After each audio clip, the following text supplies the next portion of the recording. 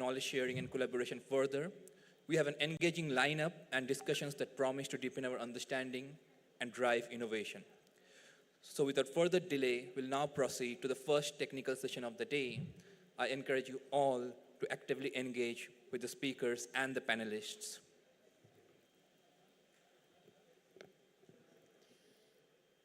A very good morning to all the dignitaries present out here. We will begin with the technical session 3. The theme of the first technical session of the day is creating green and sustainable campuses.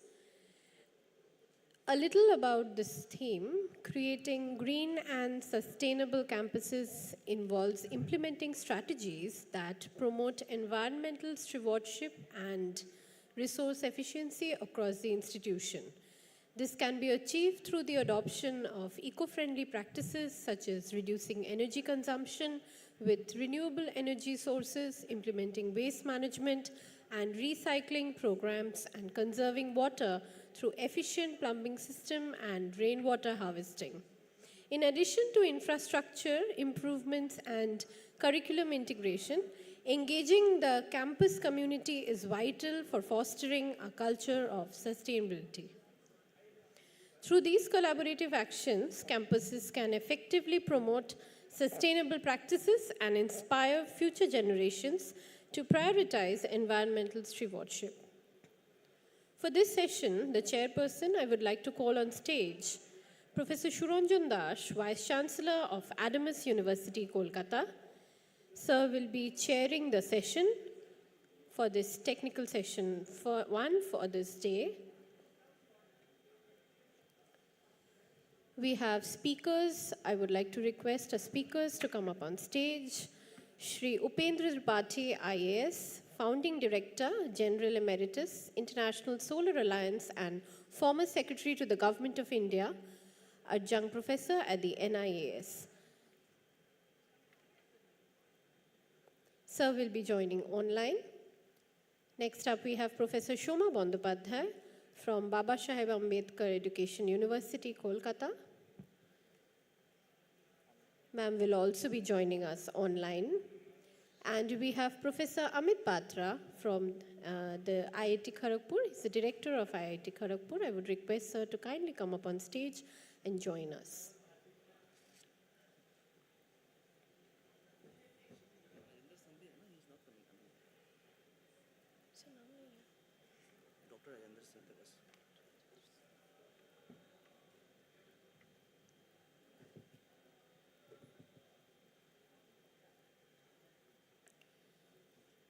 We also have speaker Dr. Rajendra Singh Shinde. Sir is kindly requested to come up and join us on stage as a speaker of today, Dr. Rajendra Shinde. Thank you, sir. I would now hand over the chair to our session chairperson, Professor Suranjan Das. Sir.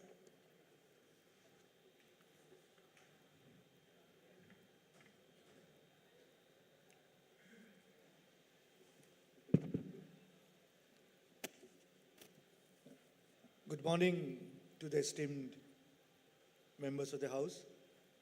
Could I first say a very big thank you to the Association of Indian Universities, especially its distinguished Secretary General, Dr. Pankaj Vittal, for enabling me to be here and be a part of the panel to discuss a problematic which is of crucial significance, not only for nation building in India, but also to sustain the existence of the world. Now, as I will be taking only 1 or 2 minutes, and because we have 4 distinguished speakers. Now, as we know, out of the 17 Sustainable Development Goals, which we are supposed to reach by 2030, at least 5 relate to the maintenance of environmental security. Sustainable Goal 7, which underlines the importance of affordable clean energy. Goal number 11, which emphasizes sustainable cities and communities. Goal 13, which emphasizes the need for climate action. Goal 14, which emphasizes the need for life below water. and Goal 15, which emphasizes the need of life on land. And it has been already shown in the established discourse that the campuses, the university campuses, the campuses of the higher educational institutions can play an important role in reaching these goals. I particularly here refer to the excellent publication of the AIU under the leadership of Dr. Pankaj Mittal, where it was clearly unfolded the responsibilities and the duties of the higher educational institutions in India to ensure sustainable development. And the main themes that come out from this publication is that since universities and schools are major consumers of resources like energy, water, and materials, the campuses do need to play a very proactive role. Again, the university campuses, the school campuses, they play an important role in shaping future generations, making sustainability a responsibility. And finally, the green campuses, which we specifically this session is related to, is required to promote health, efficiency, and long-term cost savings. And the 5 essential elements or pillars of the green and sustainable campus, as is revealed through the literature that is available. A, to ensure energy efficiency and renewable energy. B, to ensure sustainable water management. C, to ensure waste management and recycling. D, to ensure green transportation. And E, to ensure biodiversity and green space. But it's also true that the green campuses in all these levels cannot be an end in itself. It can be a process to furthering the realization of the sustainable goals. How? By integrating sustainability into curriculum and research. This is the underlying element which is required if the 5 goals of green campuses are also to be maintained and sustained. How do we ensure introduction of sustainability courses? How do we ensure introduction of sustainability as a theme in research and innovation? And more important, how do we ensure student engagement in the preservation of the green campus? All these need to be discussed in detail. And we are very, very happy to have with us 4 distinguished panelists. Out of them, 3 would be speaking online, and we have 1 distinguished panelist with us, physically present. Since Professor Shoma Bandyopadhyay has requested to speak first, could I request Professor Shoma Bandyopadhyay to make a submission? Professor Shoma Bandyopadhyay, please.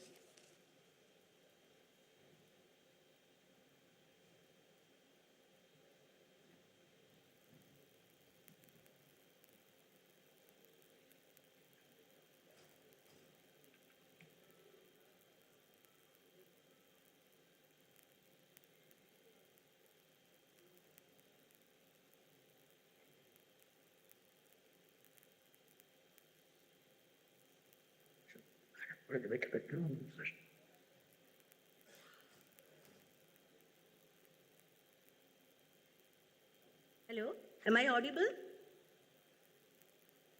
Am I audible, sir? You are. Honorable President of Association of Indian Universities, Professor Vinay Kumar Pathak ji, Vice President Professor V.N. Rajshekharan Pillai ji, Secretary General of Association of Indian Universities, very distinguished Dr. Mrs. Pankaj Mittal ji, Chairperson of this session, Professor Shuranjan Das, Honorable Vice Chancellor of Adamas University and former President of Association of Indian Universities, co-speakers, Shri Upendra Tripathi ji, IAS, and Founding Director, General Emeritus, International Solar Alliance, and Professor Patra, Honorable Chancellor of the host university, Sardar Taranjit Singh ji, VC JIS University, Professor Bhavesh Bhattacharya, all Honorable Vice Chancellors present in this prestigious meet, other distinguished guests and members of my academic fraternity, very good morning to all of you.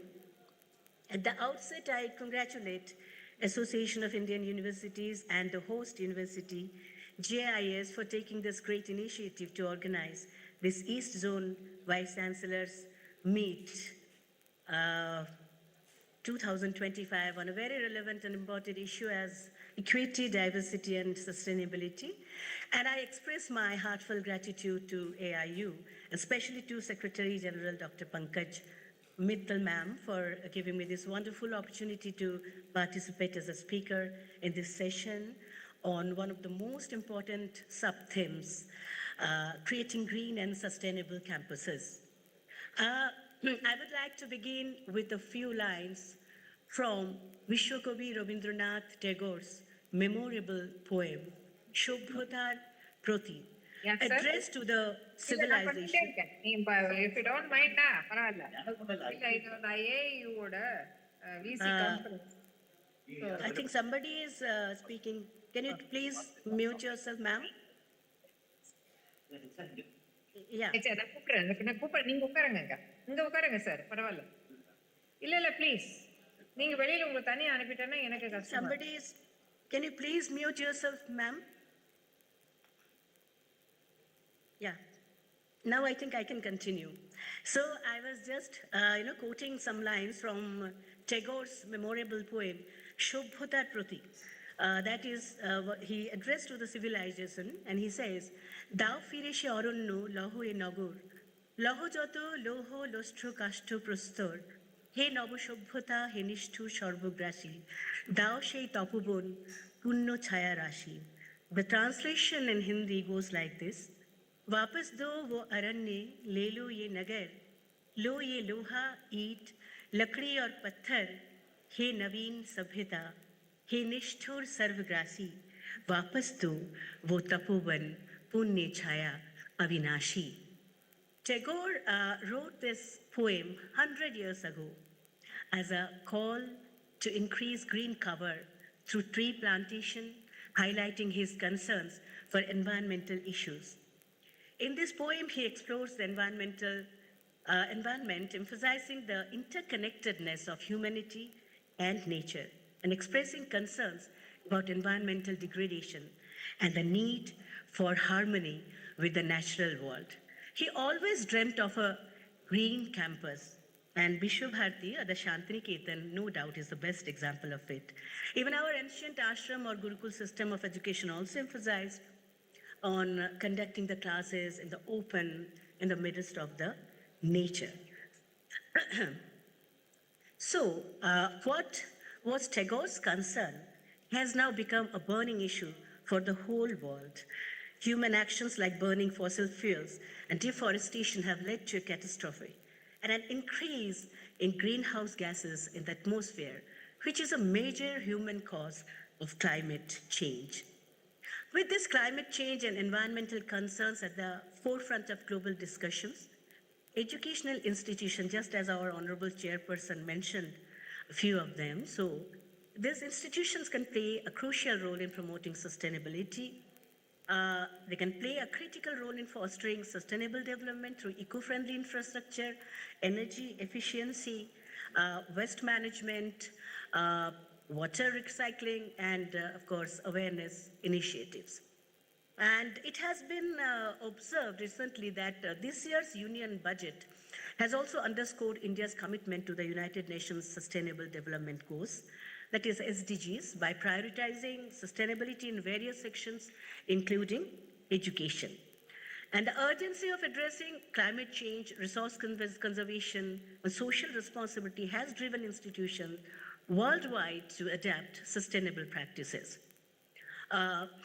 Our universities, colleges, and schools definitely can play a crucial role in shaping future generation and must lead by example in environment stewardship. The green and sustainable campuses integrate environmental, social, and governance, that is ESG principles, to create eco-friendly, socially responsible, and economically viable education environments. These initiatives align with the sustainability goals endorsed by the G20, fostering innovation and resilience against global changes, which is a golden opportunity of integrating the district from local level with the domain of national and global level. Now, aligning campus sustainability efforts with the budget's provisions and SDG can drive impactful changes under the given headings, under which the following measures can be taken. The first one being the sustainable infrastructure and clean energy, under which again the following measures can be taken. The first one being the renewable energy adoption. Educational institutions may be encouraged to install solar panels and wind energy systems, reducing dependency on fossil fuels. Secondly, green building norms. Campuses can address subsidies for eco-friendly construction and retrofitting old buildings with energy-efficient materials.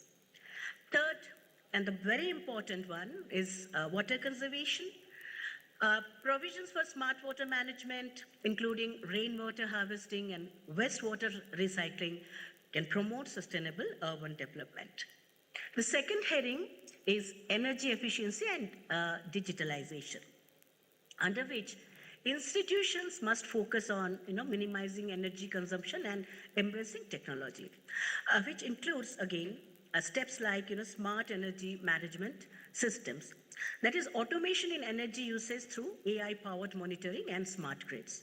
Secondly, digitalization in education, encouraging paperless communication, e-learning platforms, and online assessments to reduce paper waste and carbon footprints. This we have been doing, for the past few years.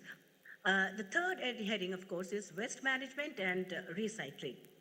Now, this proper water disposal systems are very crucial for sustainability.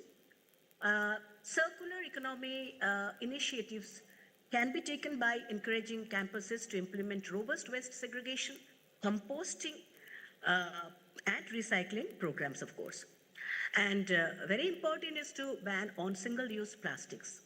Institutions definitely should, eliminate plastics and adopt biodegradable alternative.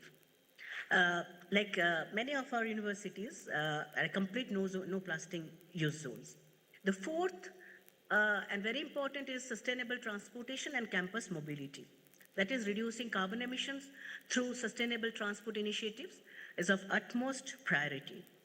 Green mobility solutions. Institutions can avail incentives for electric buses and bicycles on campuses. Carpooling and public transport. Promoting eco-friendly commuting options among students and staff members can be of great help. Then comes education, research, and community engagement.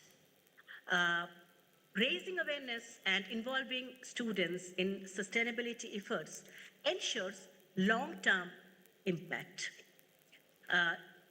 The first one being sustainability in curricula, that is, encouraging universities to integrate SDG-related courses and research projects. This can be easily done as almost all the universities or higher education institutions have environmental studies as their core subject. Green innovation and research grants. The R&D cells of the universities can undertake sustainability-driven projects. And then universities should go for more collaborative projects for sustainability, partnering with government agencies and industries to develop innovative green solutions. And the sixth important heading can be social responsibility. Sustainable campuses emphasize social inclusivity, well-being, and community engagement, including diversity and inclusion, which ensures equitable access to education and resources for all students, regardless of socioeconomic background. The second one being health and well-being. Green spaces, then pedestrian-friendly infrastructure and mental health support programs should be encouraged. Then there is need for introducing green curriculum. Incorporating sustainability-focused courses and research programs to instill eco-conscious values in students is very much essential.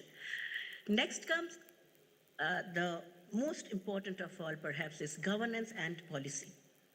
Effective governance ensures accountability, transparency, and adherence to sustainable goals through, number one, institutional policies like sustainability charters, then carbon neutrality pledges, and of course, clear sustainability roadmaps.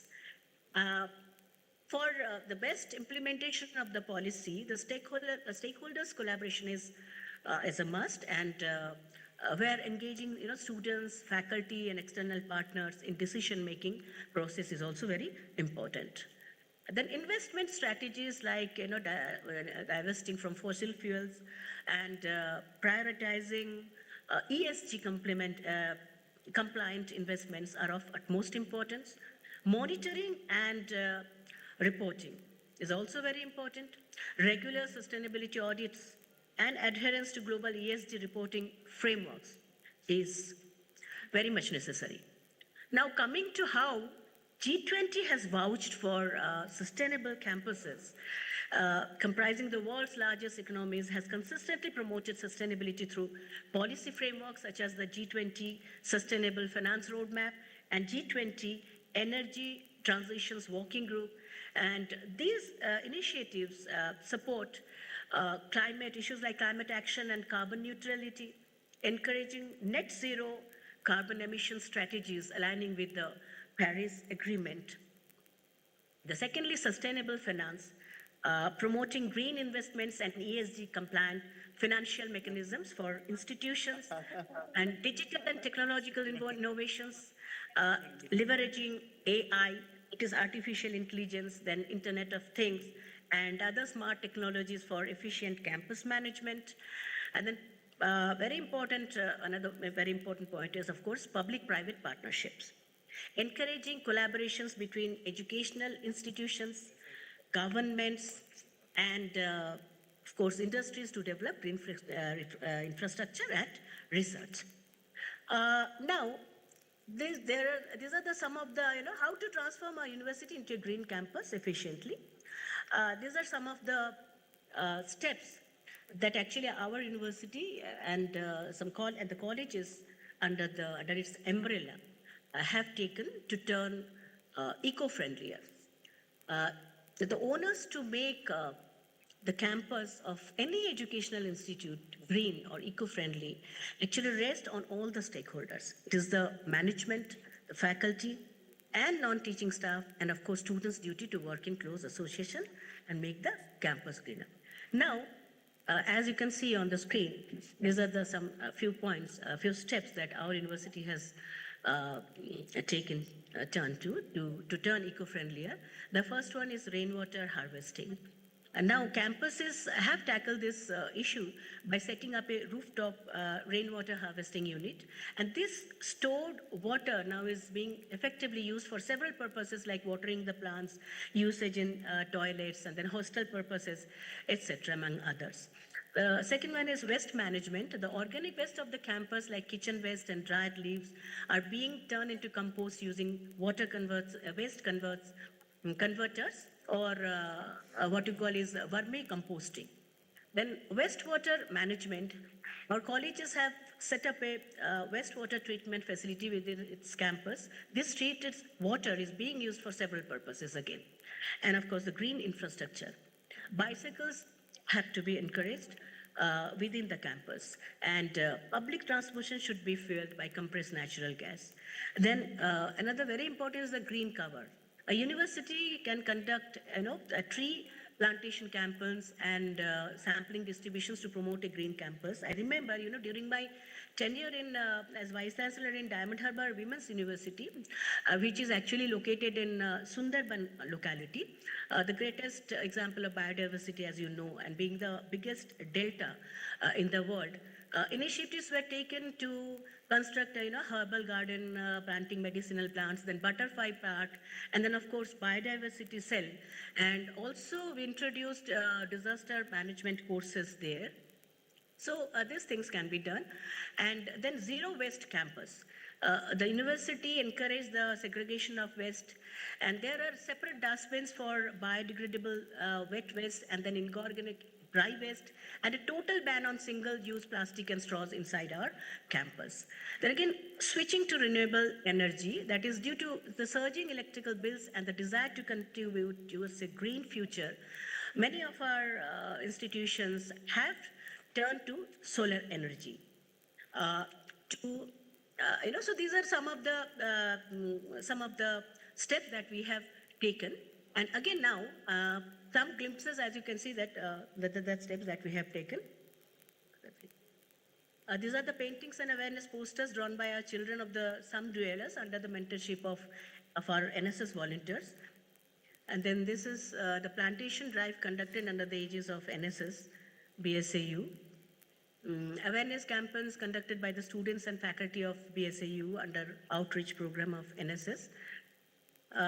Then there are some specific energy saving tips that our students and faculty can easily implement in their daily routine. And they are, as you can see, activate power management features on their computers and monitor to go into sleep mode when they are not working on it. Secondly, to turn off their laptop monitors when not in use. Third, whenever possible, should shut down rather than logging off. And then turn off unnecessary lights and use daylight instead. I remember when I was the registrar of Calcutta University, my duty was to, to move around and see that in the evening, after the classes were over, all the classrooms and to visit all the classrooms and other, halls and all, and to see that the lights were switched off.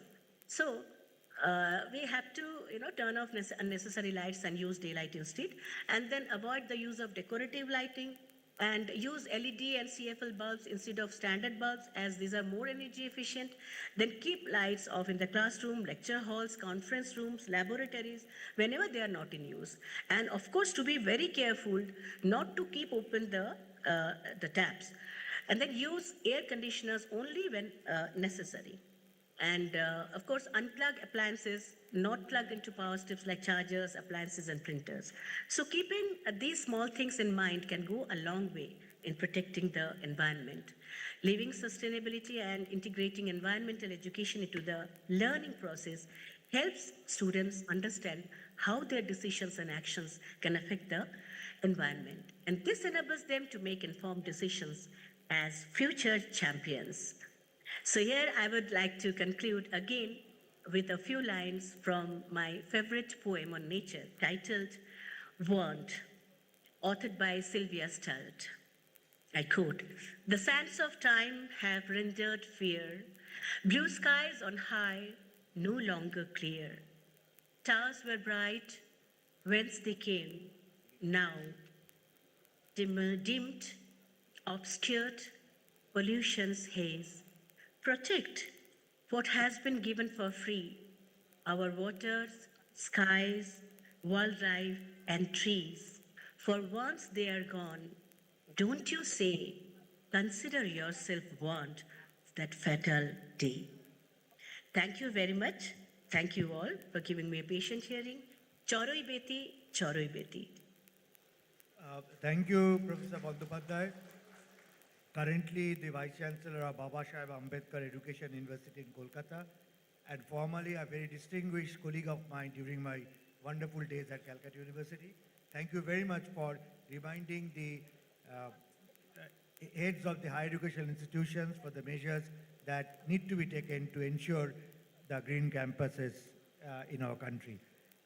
Could I now request Sri Upendra Tripathi for Founding Director General of International Solar Alliance and former Secretary to the Government of India and Adjunct Professor of NIIS, to kindly make his submission. Sri Upendra Tripathi, please.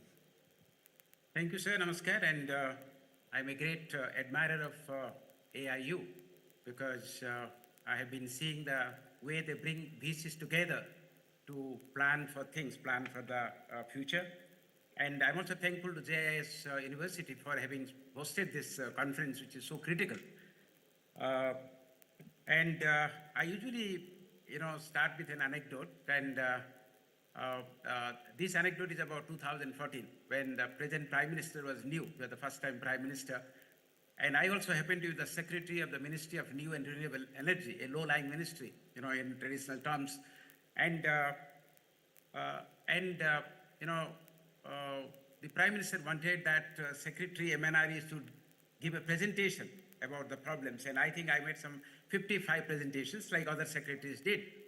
3 days before we made the presentation, there was a message that there is a rule called 7 by 7 by 7. No secretary should give more than 7 slides, and no slides will have more than 7 sentences, and no sentence will have more than 7 words. It was really tough. And the point of saying is that, over the last month, or two, I'll just say how things are changing. The things are changing in a dramatic way when we not only expect the universities to make their campuses green and sustainable, but universities are being given a greater role to guide the entire country, entire society to be green and sustainable. And how do we meet this role? And that is where I'm an admirer of AIU. Such conferences, such coming together actually help us not only to make our campus green, because we have been talking from our university days how to make our campus green, but this new time tells us how to make the entire country green. Today in the newspaper you must have seen, Railway wants to be net zero by 2030 by going for small modular nuclear plants. And I must tell you, I had been to IIT Kanpur, a month back, where the energy department have a climate center, and Mr. Garg, the professor, and there I also met a professor from IIT Kharagpur, Professor Dubey. Now, the type of technologies they are talking about can enable India to get billions of dollars. And how do they do that? We have plenty of biomass. They are coming up with concepts called hydrochar. And I would like, all universities to know about this new frontier of new technologies, which helps the universities not only to learn, to make others learn, to earn, but at the same time, to make the country richer.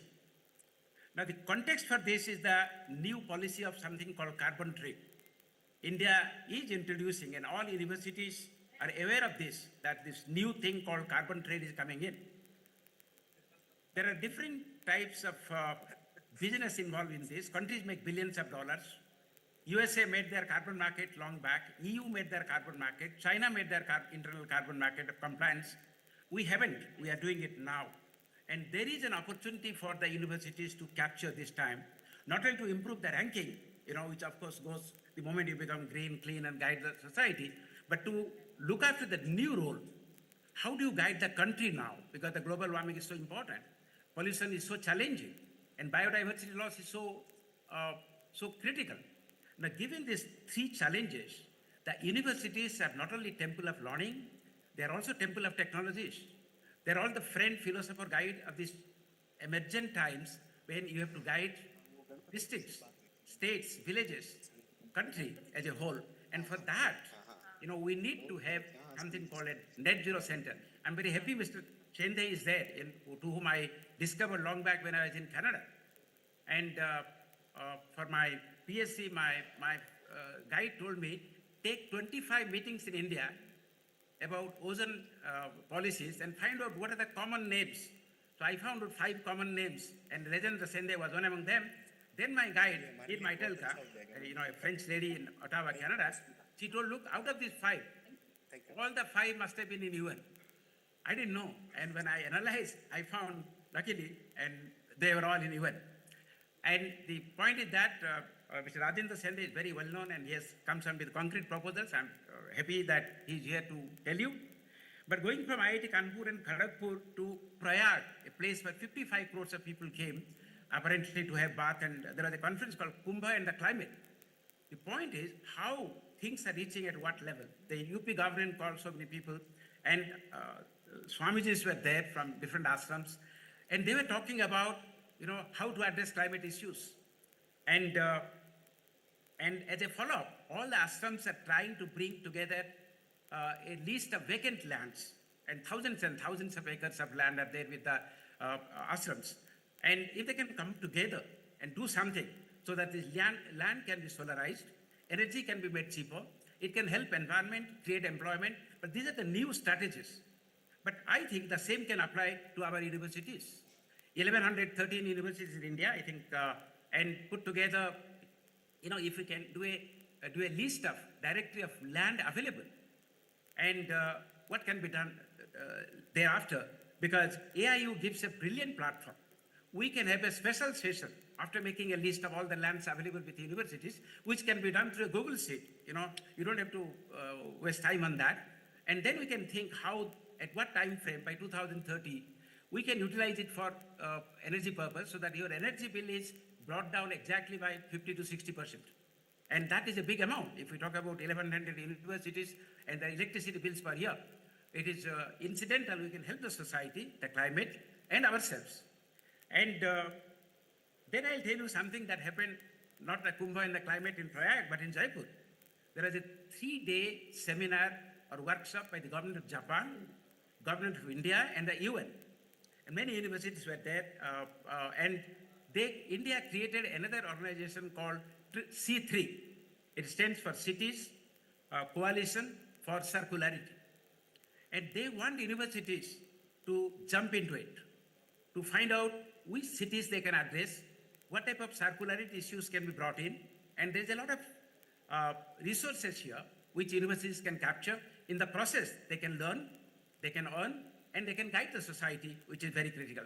So the point that, even you go to anywhere now, there is a critical role everybody expects universities to guide the society, to help in the process of being net zero by 2030, by 2070 actually, which India has promised, and 2047, another deadline, but whether 2030 or 2047 or 2070, universities have a new role, very important role now, and that has to be, addressed. Now, we're talking about energy efficiency and renewable energy use. Putting here and there is final. But then universities should say that at least, 80% of their energy should come from RE. It doesn't have to come from the campus. We all together can put in Rajasthan and use that energy. We can, get energy from somewhere else and use it. And so the AIU is in a very good position so that it brings you together to discuss, and not only, about waste management, but the universities is the time now to tell the cities, what optimal technologies they can bring together for waste management, how they can bring universities like, IIT like Kharagpur, Kanpur to other universities where such technologies are yet to be captivated. So 3 things are important. For this revolution, for the climate change that we are talking about to be net zero, we need capital, we need labor, we need technologies, and we need land. Now, each of these areas, a climate center or a net zero center in a university can address in their specific areas. And when I say they will address, they have to address that to make the, Tamil Nadu, they, climate impact for district, they make policies for the state. So each university in their respective areas, they can examine and find out, how it is going to affect locally and generally. I was in the university at Leh, and a scientist there told me that when there is global mean temperature of 1.5 degrees Celsius variation, Leh will have a variation of 3 degrees.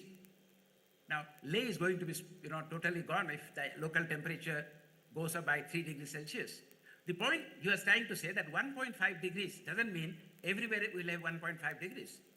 In India, the East Coast will have different impact, the West Coast will have different impact, and up north there will be different impact, and down south there will be different impact.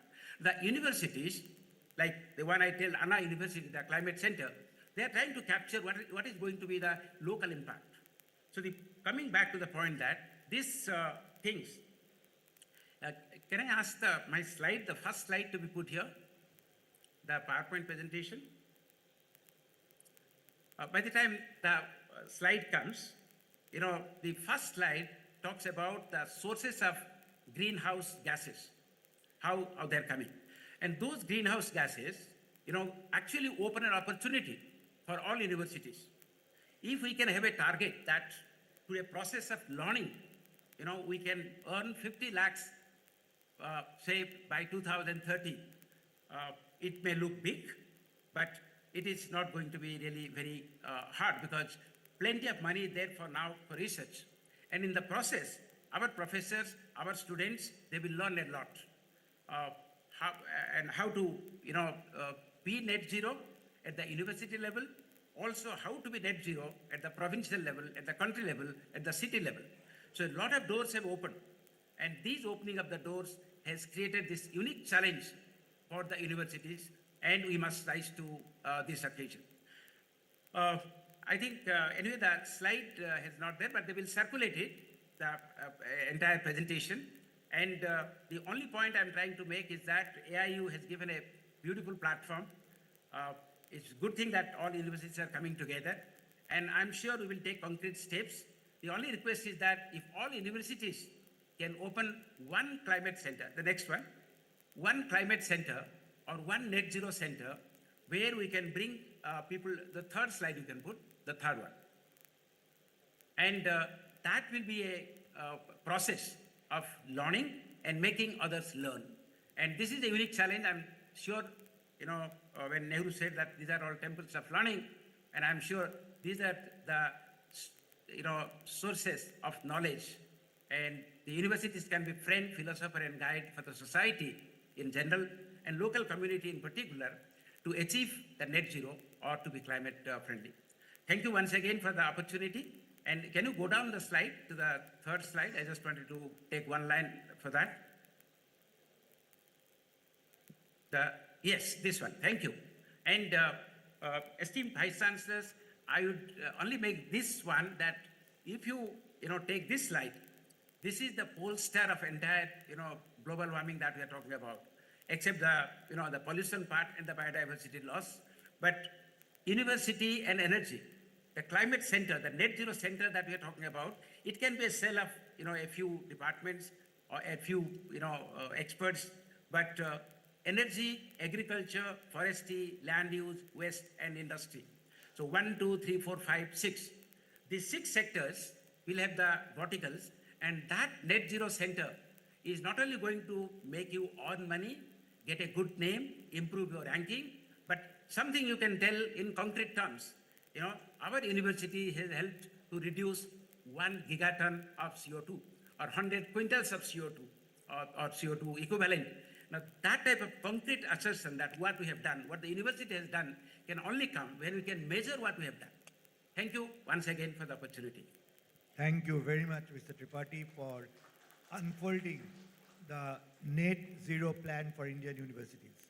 Thank you very much indeed, and also reminding us about the interrelatedness of what you call capital, land, and technology, which is very crucial for setting up the net zero campus in India. Thank you very much indeed. Could I now request Professor Amit Patra, the director of IIT Kharagpur, is not coming? Then it gives me very great pleasure to request Rajendra Shende, who is a former director, UMP, and former and founding director, Green Tear Foundation. He has made significant contribution to the unfolding of the various plans for creating sustainable campuses in India, and we are eagerly waiting for your submission.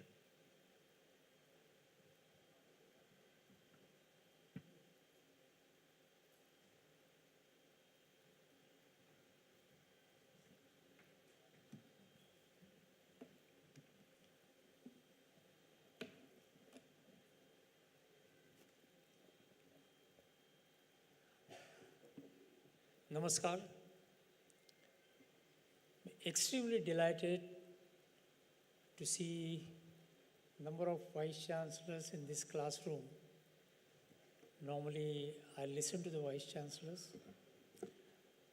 Today, vice chancellors are listening to a new subject.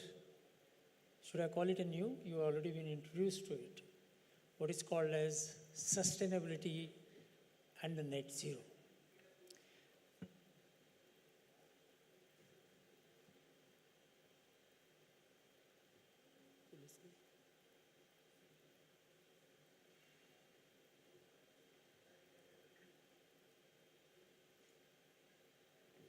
Well, these two words we have been hearing for a long time, really long time, because sustainability word came in 1972 when the Stockholm Conference took place on human development and the environment. And then we had a plethora of multilateral environmental agreements, which range from protection of stratospheric ozone layer to climate change to plastic treaty to the chemical treaties and host lot of things. And every time we talk about sustainability. Today we are in a position where we have not moved much further in sustainability. We have not had much of an impact on what is called as a environmental protection, the conservation, which we keep on talking about, the nature conservation. But that's why this conference becomes so important. And I would really like to congratulate AIU and particularly Professor Pathak and Professor Pankaj Mittal for keeping the focus of this particular East Zonal Conference on sustainability. Of course, it has equity and diversity as well. But today's sessions, which we are talking about, is basically for the sustainability, environmental protection, and the nature conservation. And particularly, the severest crisis that we are facing, that is a climate change. Let me give you a quick background of myself, where I come from. I come from a village. My primary and secondary education was in village. Then I went to IIT Bombay. Then I worked with Tatas. Then I worked in United Nations Environment Program for about 2 decades.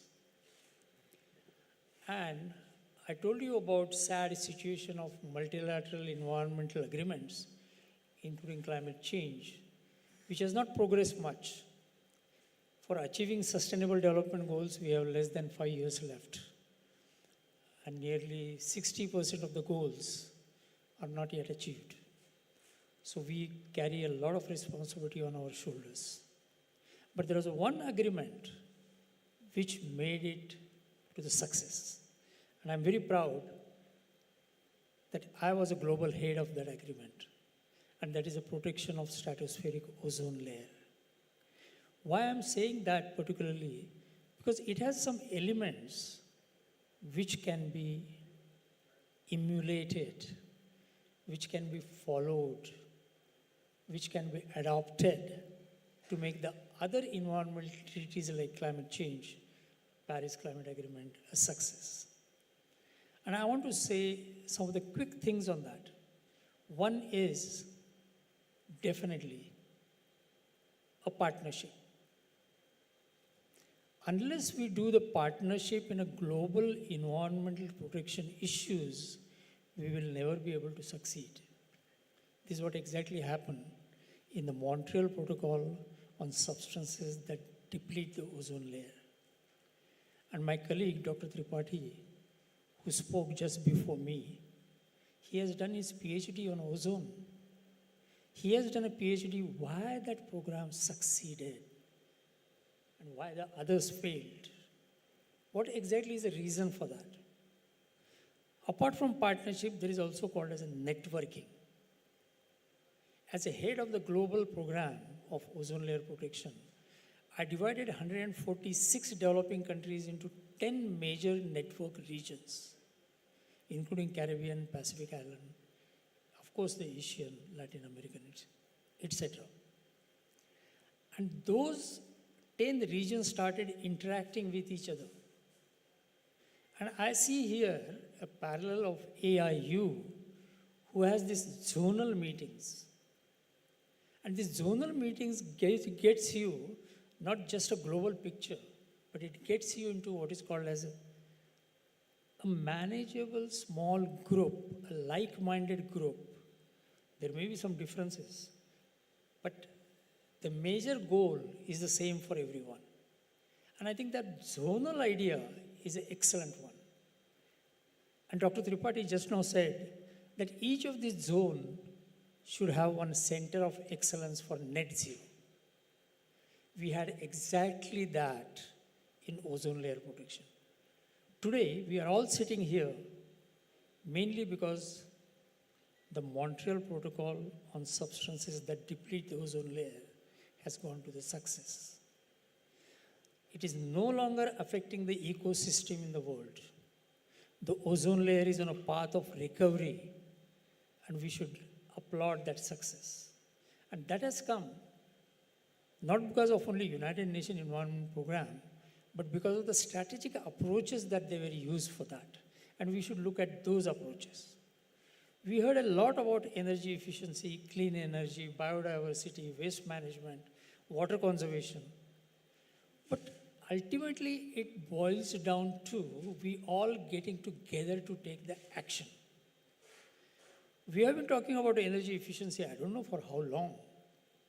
We have been talking about biodiversity for a long time. Where is the action? There are success indicators for each one of them, and we have not achieved any of them up till now. And I'm going to propose, knowing the enthusiasm of JIS, which I find is an extraordinary host for this meeting, because I've never seen any university who has engineering, science, agriculture, medical, and all sorts of important issues which have come together into this. In fact, I call JIS as a Sustainable Development Goal Institute because it has combined all the SDG related issues into one. And I'm so happy that, I don't know whether Dr. Taranjit Singh is here, but he has led this movement with a great passion, as well as his Vice Chancellor. And I feel quite proud that that host and the organizer like AIU have come together to discuss about this issue. Let me finish by saying a few slides saying that net zero is going to be the focus of my talk. I'm not going to talk about triple crisis, which our United Nations Secretary General keeps on talking about. A, B, C. That is a triple crisis. A is accumulated pollution, B is a biodiversity, and C is a climate change. I'm going to take the C crisis, climate change, because we have to be focused and we have to come to a certain conclusion, which I want to make some suggestions on that.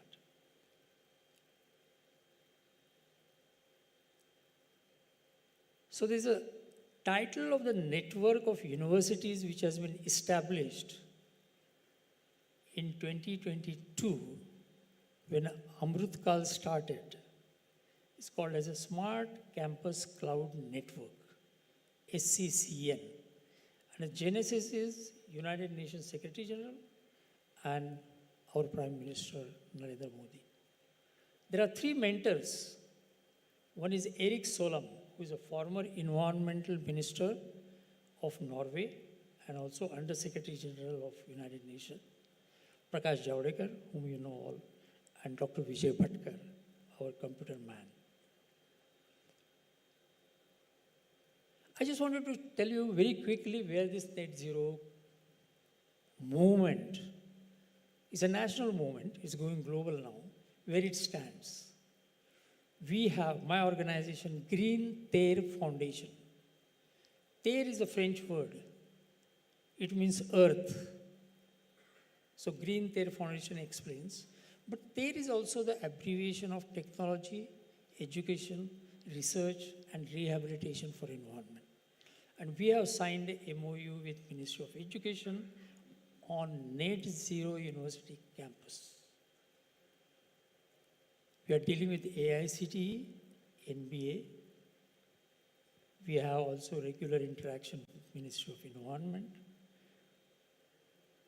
with UGC, with Niti Aayog, Dr. Shashank Shah, who is in charge of Higher Education Department in Niti Aayog. And I am particularly proud that I'm a member of the committee in NBA, National Board of Accreditation, where the movement is giving more and more priority to the criteria called sustainability. And the next generation of students and vice chancellors will be facing the criteria of sustainability in order to get their ranking up. See this, I told you about the national movement going global. We have about 13 countries, the universities are part of it. The majority of them are from Middle East, including Azerbaijan, and also Latin America, Peru. Important thing is in China, the Beijing University is a part of it. These are some of our advisors, and they belong to UNESCO, they belong to UNDP, World Bank, and I'll tell you what exactly their role is. They are not there only for showing you the pictures of them, and they are also from area like nutrition.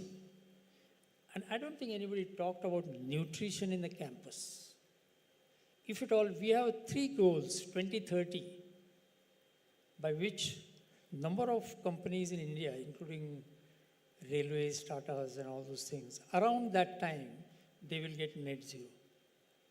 But more than that, we also seen some of the countries have declared net zero targets.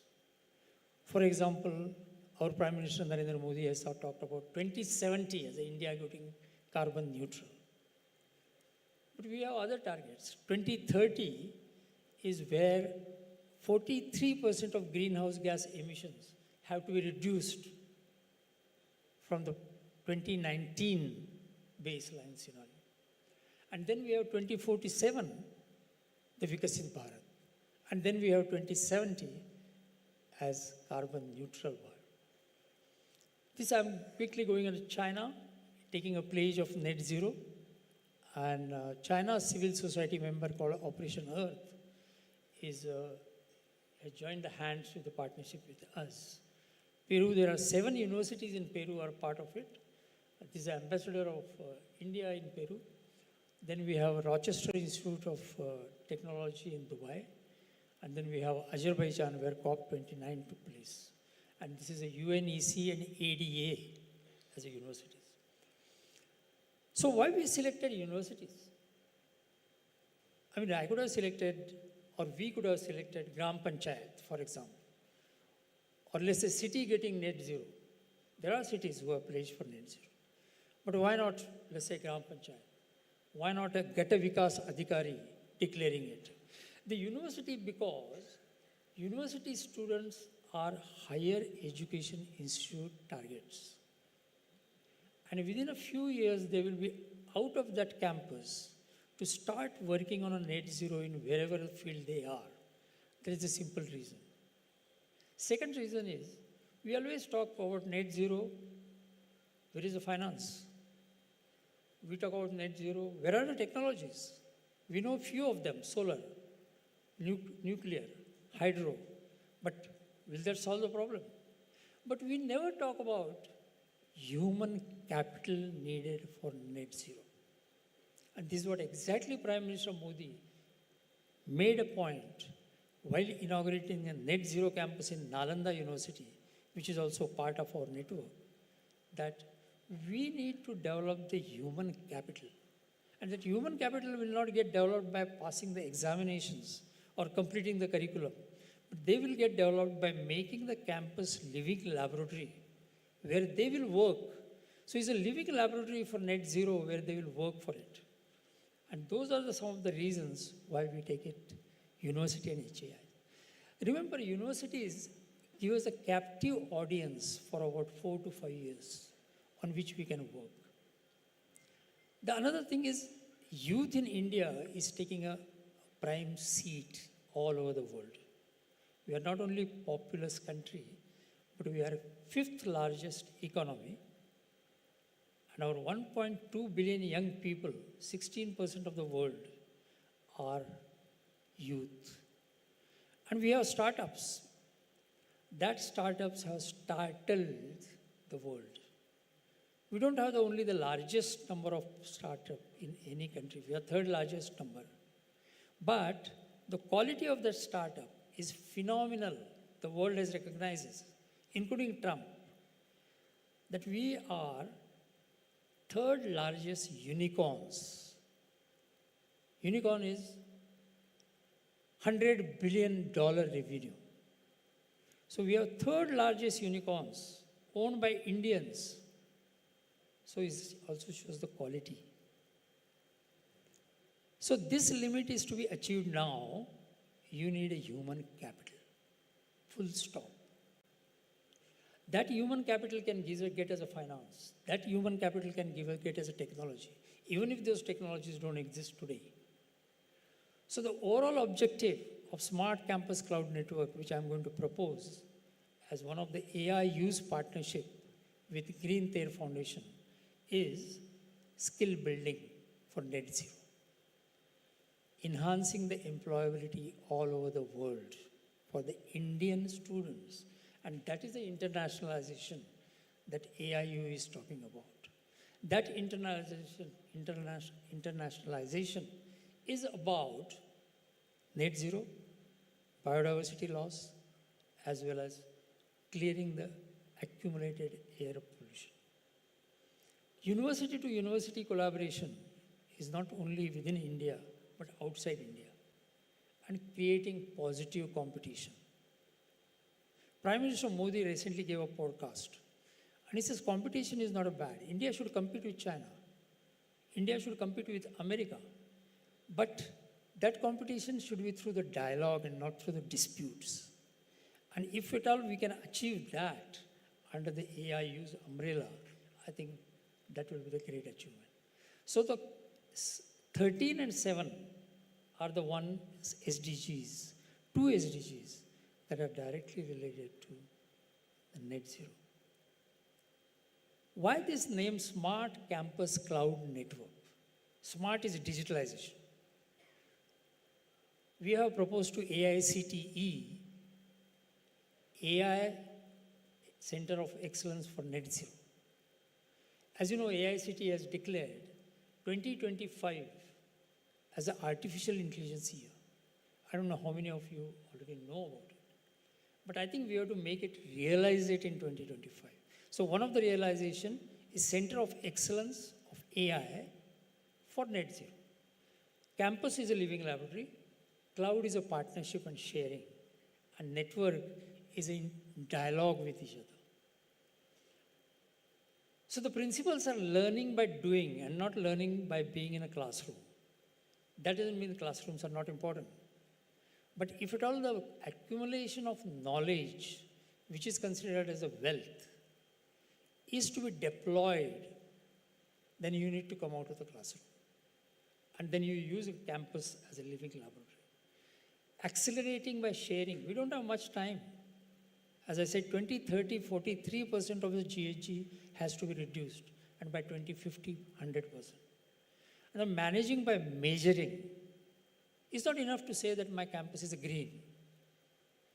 The green campus is important. But what is important is whether it leads to the net zero campus. Monitoring by digitalizing, innovation by co-creating, and imagining by partnering. So these are the statistics. About 500 universities and a smart campus cloud network. 125 of them have given us a written assurance that they will go net zero as early as possible. And in the eastern region, IIT Guwahati, Nalanda, IMI Kolkata, they are all lined up. And they are after me. I'm not after them. They're saying, when you are going to tell us the next step, we are ready. We want to be the first in India to be net zero. So these are the statistics where all over India we had held a workshop the way AIU does it every year. And these are the states we have. These are called as a workshop and not conferences. We asked one head whether it is a vice chancellor or dean, and one student to come with the intention that next day they start a net zero action in the campus. So these are the four workshops, people. And the key thing which I want to tell you is we are going to conclude this particular zonal event by stating, just do it. My proposal is every zone, as Dr. Tripathi has said, every zone will have a net zero hub. And every zone will have a net zero center of excellence. And our finance minister has offered on a platter centers of excellence. She talked about climate change as well. She may not have talked about net zero. And there are various schemes about which Prime Minister talks about, green credit. And this is what I want to emphasize while walking out from here, that net zero saves university a cost. Energy efficiency is a cost-saving measure. Cost of solar energy is much less than cost of energy produced by fossil fuel. It has come down by 90% as compared to the last 15 years.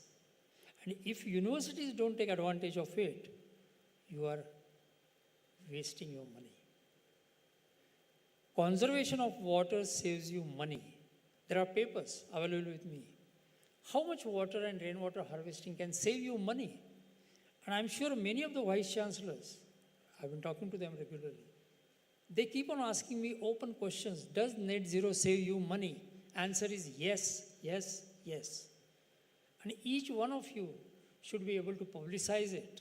Yes, I saved money because of being in net zero. I also want to tell about what is called as the monks in Thailand. Recently, we held a workshop in Thailand, the AIT, Asian Institute of Technology, and about 14 universities in Thailand came. Along with that, the monks from the Wat, Thailand Wat, that is a temple, they came. And they said they want to go net zero. Because they are convinced, and many of the monks are graduates, they are PhD, they are postgraduates, and they know all that it saves us the money. And we says, we want to save the money and also serve the environment. I talked about nutrition.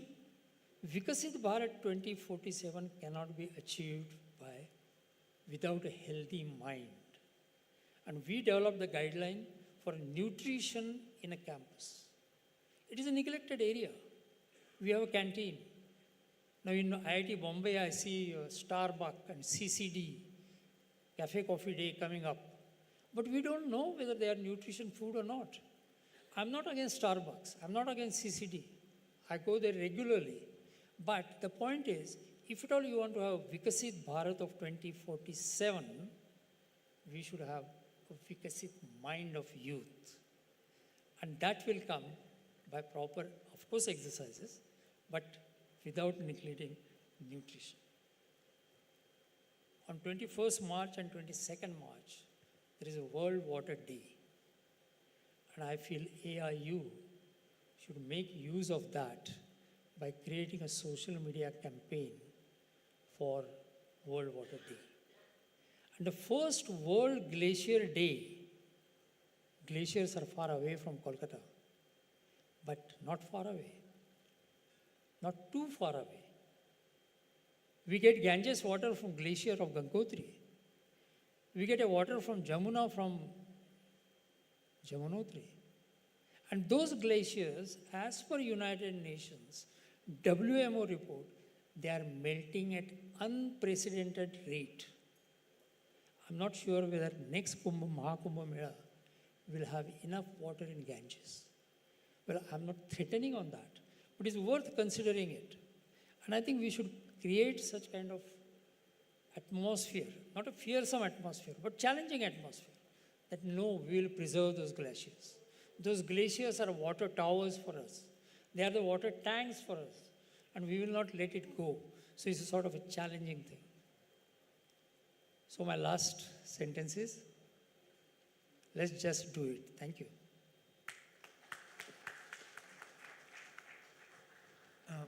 Dr. Mittal, do we have time for questions? 5 minutes. So there is 5 minutes for question time. Please.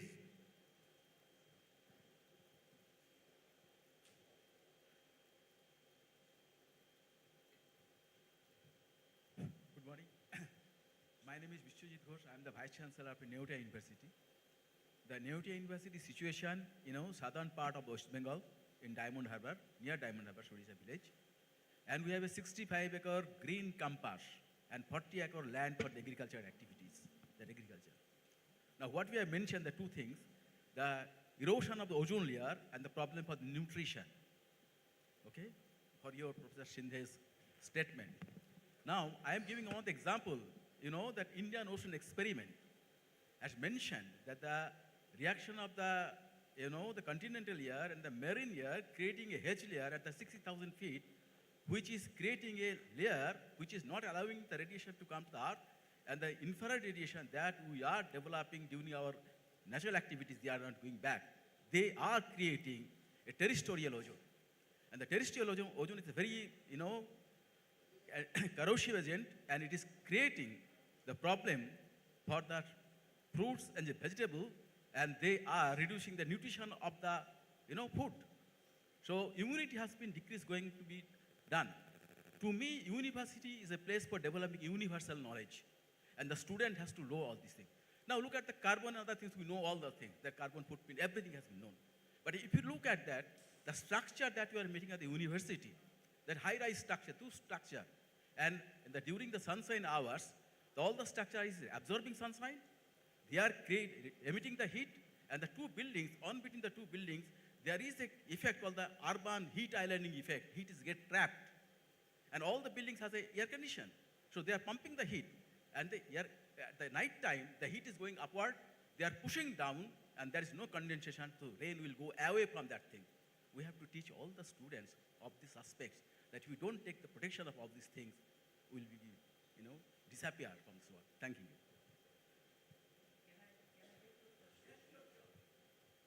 My question that we have to educate the students about the carrying capacity of the earth. Mother Earth has a finite carrying capacity. It is 100 gigajoule per hectare per year, and we are exceeding. I am giving you the next example that in city of the Calcutta, we are developing very high-rise building, and they are putting the pressure on the aquifer. And what will happen? Follow the Pascal's law.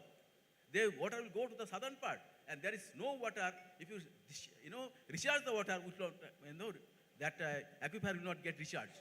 So we have to teach all the aspects to the student that I have mentioned, that universal knowledge, the students has to take care of all these aspects. That's my, submission. Yeah, very good morning.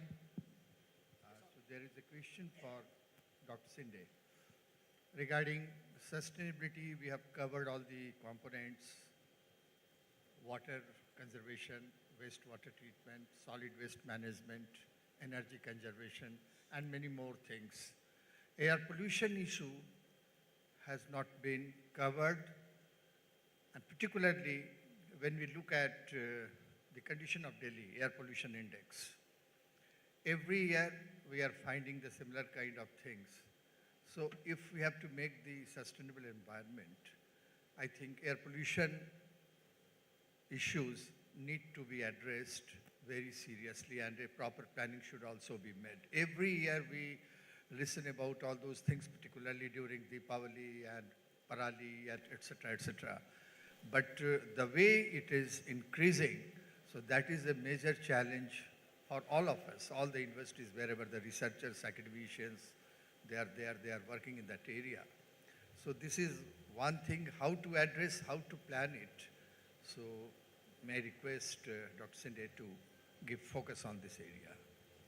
Even for the campuses also, air pollution.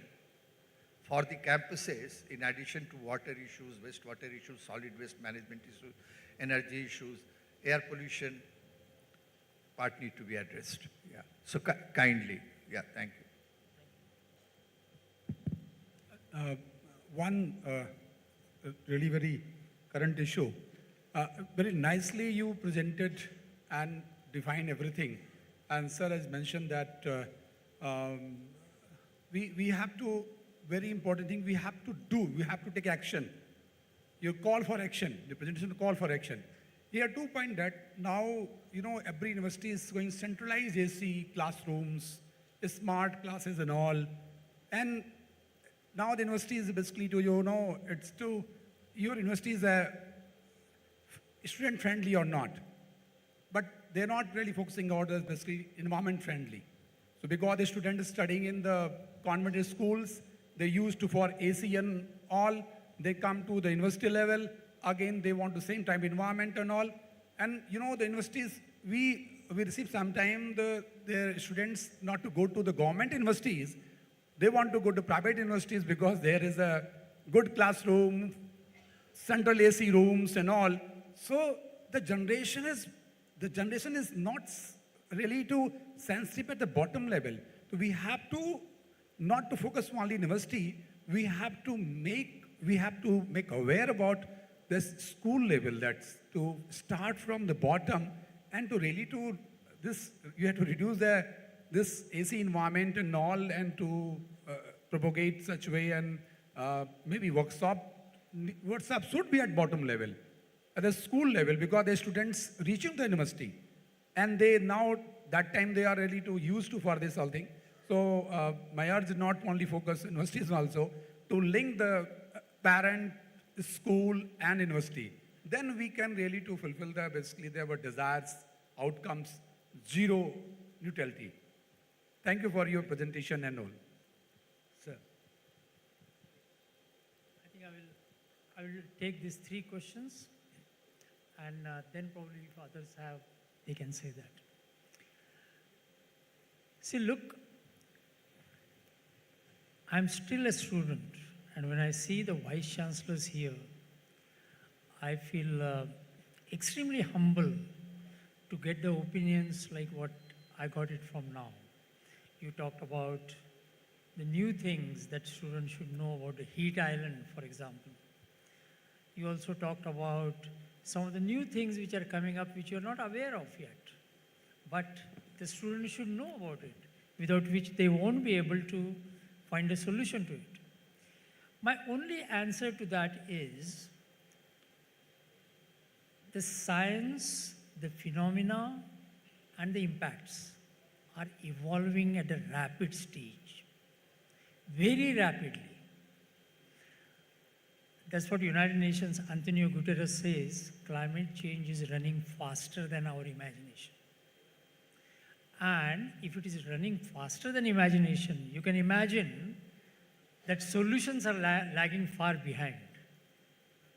But still the hope is the university student, because his mind is young.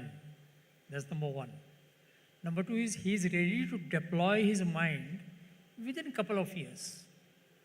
And number 3 is he is ambitious, because he knows that his life, not only he has to build it, but he has to build it for his relatives, his father, mother, neighbors, friends, and for the country. So I think the university audience, when we say that it is a captive audience, it is a very inspiring audience. And they are able to find the solutions which even we don't know what they are. And I have a number of examples like that, all over the world. One example I just want to quote, just to know that how the youth can contribute to. In countries like America and Australia, there are huge lawns in the campus. And the campus takes pride. Look, my campus has a green lawn. See how nice it looks. The question comes when you start mowing the lawn, because then you use the machinery.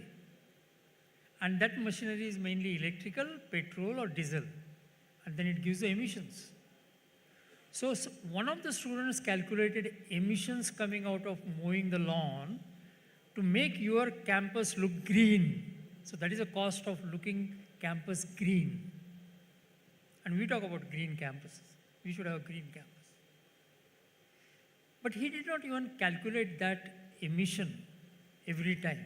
It came quite a lot. You can imagine. He said, why not we use nature solution? And his vice chancellor was stunned. He says, what can be a nature solution here? He said, we get sheep, which are plenty in Australia and America. And we confine that lawn through the fencing and keep the sheep inside. The sheep will eat the grass and will also give the fertilizer for the next crop of lawn. People are not convinced, but they tried it. It came in the paper. It came in the paper that sheep can mow lawn much better than a machine. And they are not greedy. They make it uniform. Just like when we start eating from the plate, some of us have the habit of making the plate absolutely clean.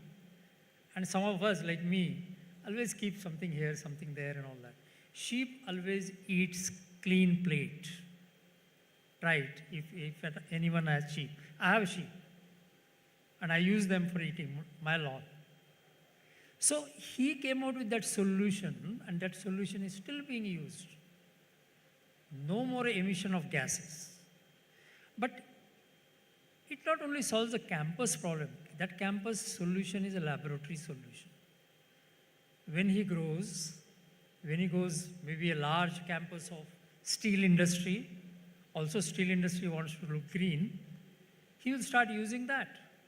He gives the money to the farmer to rent a sheep. It sounds very funny. Rent a sheep for mowing the lawn. So I think all these things like heat island, like what we have a new energy efficiency solutions, we have the students who can find those solutions and tell us. And that we must utilize it. And Prime Minister's scheme of green credit, which is being developed by Ministry of Environment as well as Niti Aayog, has those elements in it. If at all somebody gives a solution like this, that student should get a credit, extra credit. And in China, I visit China very often. In China, the students who take such environment-friendly action or ideas and demonstrate it, they get a coupon on which they can buy coffee at 50% cost. They can get their uniform at 50%. And those are the kind of schemes that we can start developing it. The last question is about the schools, and that again matches with China.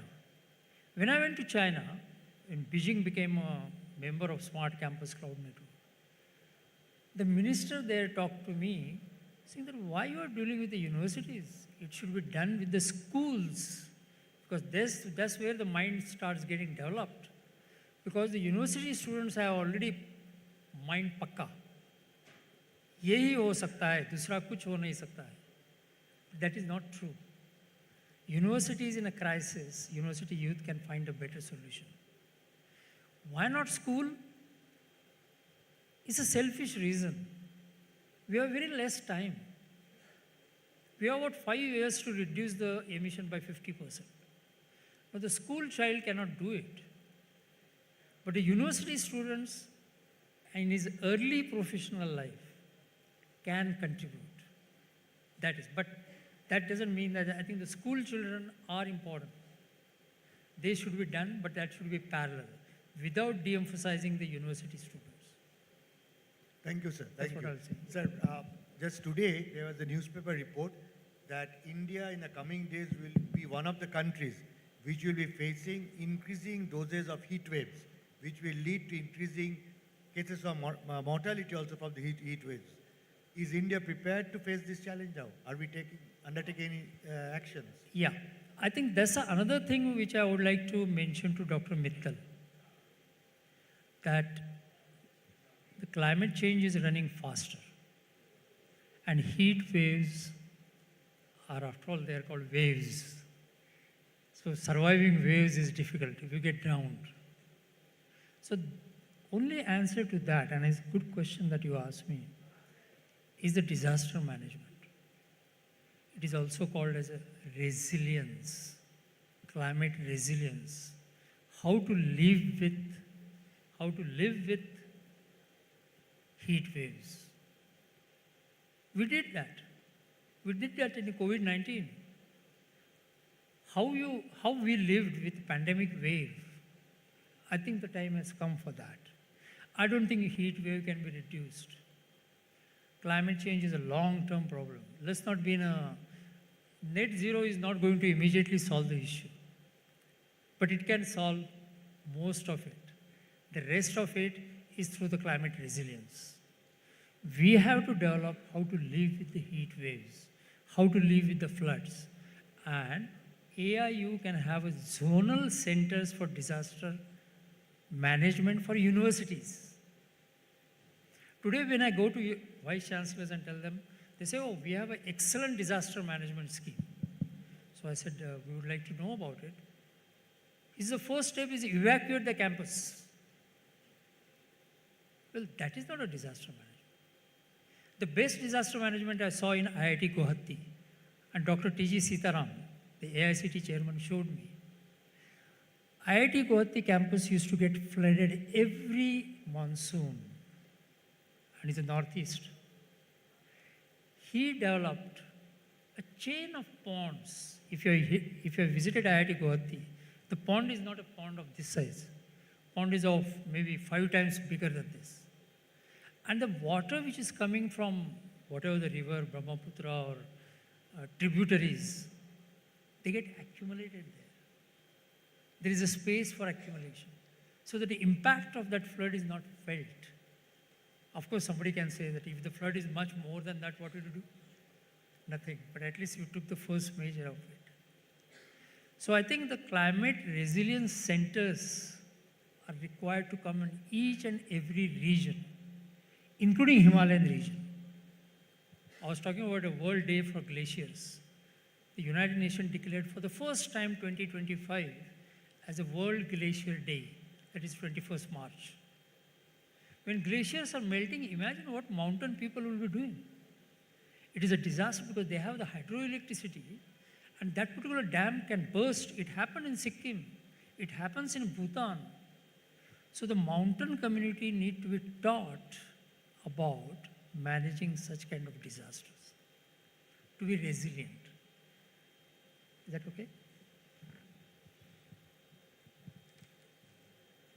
Well, thank you very much, Rajendra sir, for that wonderful, enlightening session. Sir, can I question? I think tea is waiting for us, and then we have the business session. You can ask Rajendra sir during the tea time, please. You have rightly emphasized the need of the universities to become hubs of net zero. And you very rightly coined this word, Vikashit mind of the youth. We are all aware of it, and we need to work together. You emphasize partnership at the global level, at the national level, at local level. You have also outlined the new task agenda of the AIU. I'm sure Dr. Mittal is here, and AIU will take it up in the right earnest. On behalf of the AIU and on my personal behalf, could I thank all the 3 speakers who have taken us to the path of understanding the dangers of climate change and how to confront that climate change and how to make the universities as hub of net zero units. Thank you very much indeed. Thanks a lot.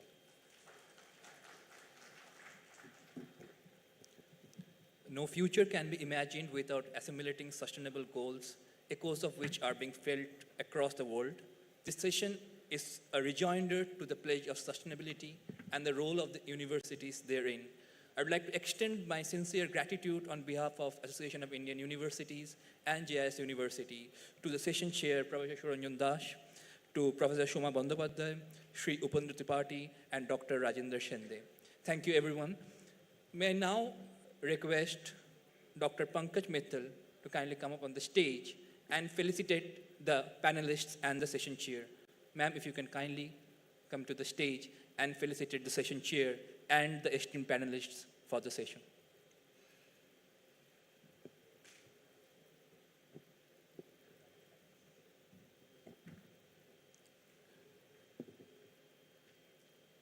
Dr. Pankaj Mittal felicitating the session chair, Professor Suranjan Das. May I request you for a warm round of applause.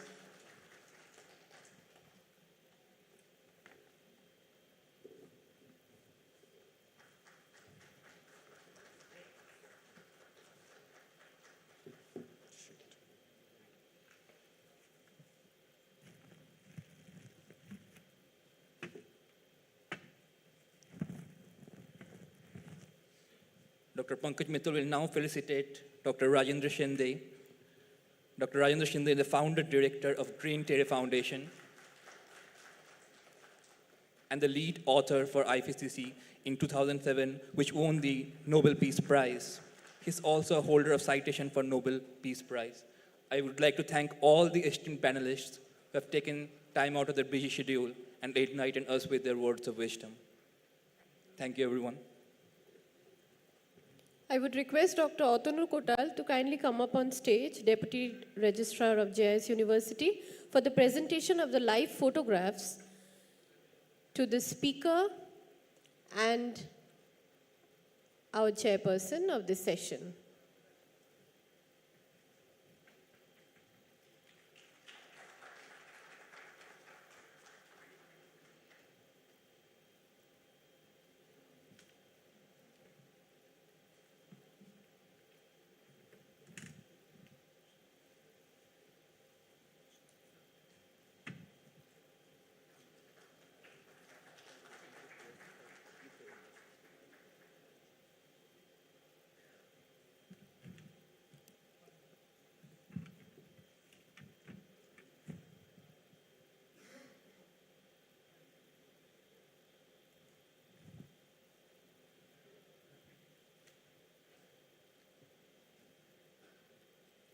I'd like to thank all the esteemed panelists and the session chair for conducting such an enlightening session.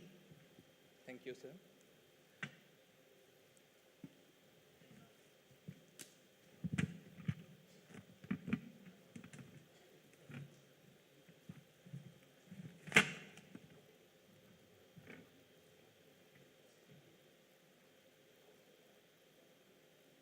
It's time for a group photo.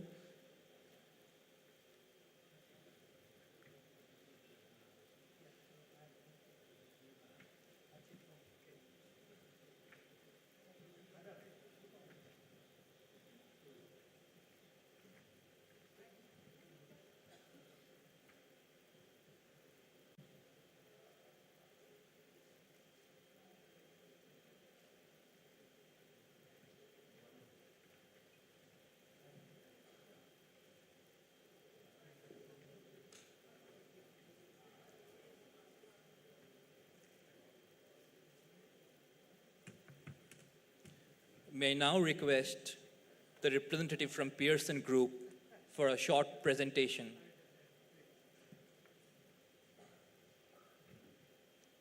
May now request the representative of Pearson Group for a short, brief presentation.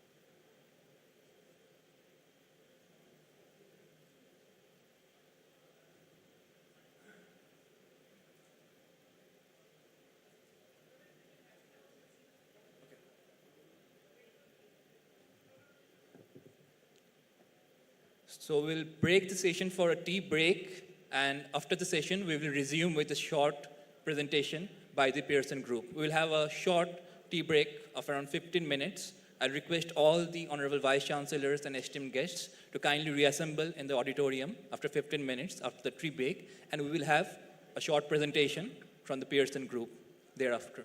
Thank you, everyone.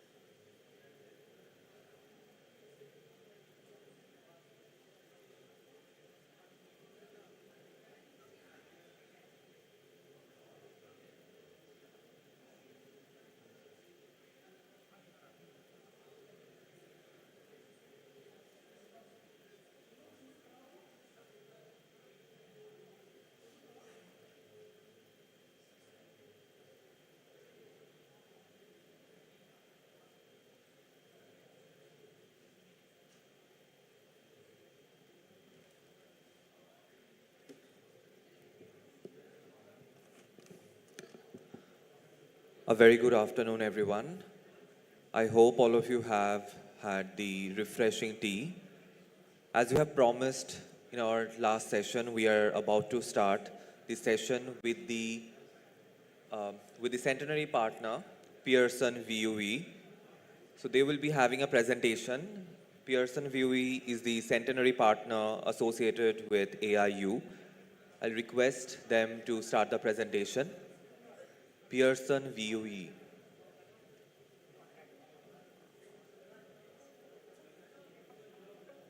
The future is arriving faster every day. Professionals in every field require cutting-edge training and then critical certifications and licenses to prove they have what it takes to drive their industries forward. Professional testing must evolve to keep pace with this changing world. At Pearson VUE, we provide the most innovative testing solutions to certify and license the professionals who safeguard and advance our communities. From on-site exam delivery at patented secure test centers to online testing from home, we make certification more accessible to candidates around the world. Our expert cyber defense team works around the clock to identify potential threats, verify candidates' identities, and mitigate test fraud throughout the entire exam life cycle. Candidates can show what they know. Our performance-based testing and other innovative test design solutions expand on traditional knowledge-based testing to measure hands-on skills in the software professionals actually use in their daily work. Say goodbye to disparate systems and difficult data management. Our innovative integrated platform simplifies and streamlines your data, integrating results from multiple test modalities into a single candidate record. Because it's not just about testing.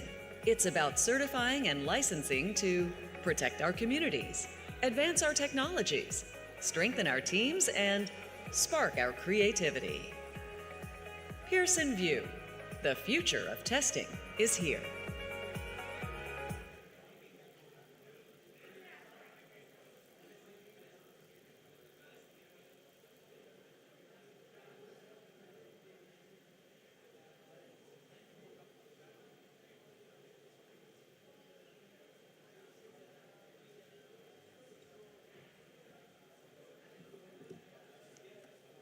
All right, ladies and gentlemen, it's now time to reconvene and dive into AIU business section.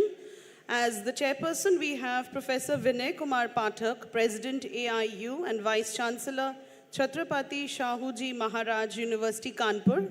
And as co-chair, we have Dr. Pankaj Mittal, Secretary General AIU. I will request both the dignitaries to kindly come on to the stage and take their seats. And we'll also request Professor Vinay Kumar Pathak, President AIU, to chair the session. Over to you, sir.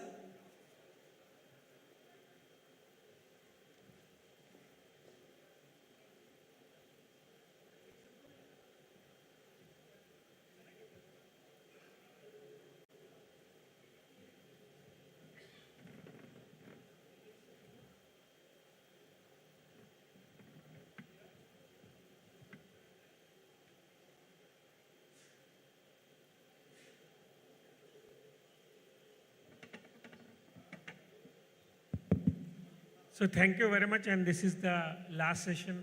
May I request all the colleagues to have a seat, please?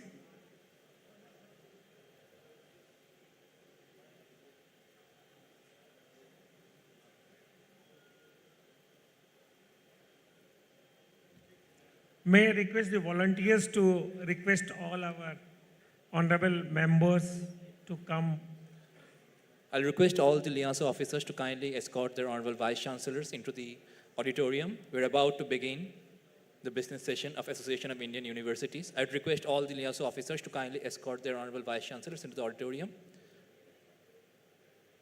So this is a business session, and only members are required to have in this session who are the members of this. Others people or others member will join the valedictory thing, because in the business.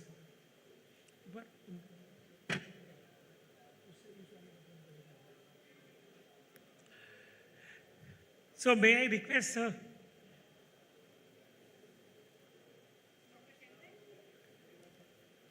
Dr. Shinde, please.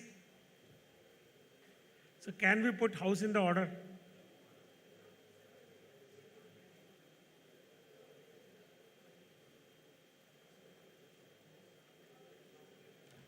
So we welcome all of you who are members of the Association of Indian Universities, and business session is primarily where we take feedbacks from all our honorable members.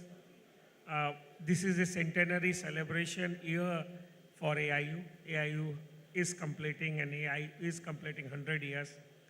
We have done a lot of activities which our Honorable Secretary General will tell you on the presentation. So we moved our organization to a facilitator organization, which is basically an organization to service our members. So in this last 1 year, we tried to do a lot of new things.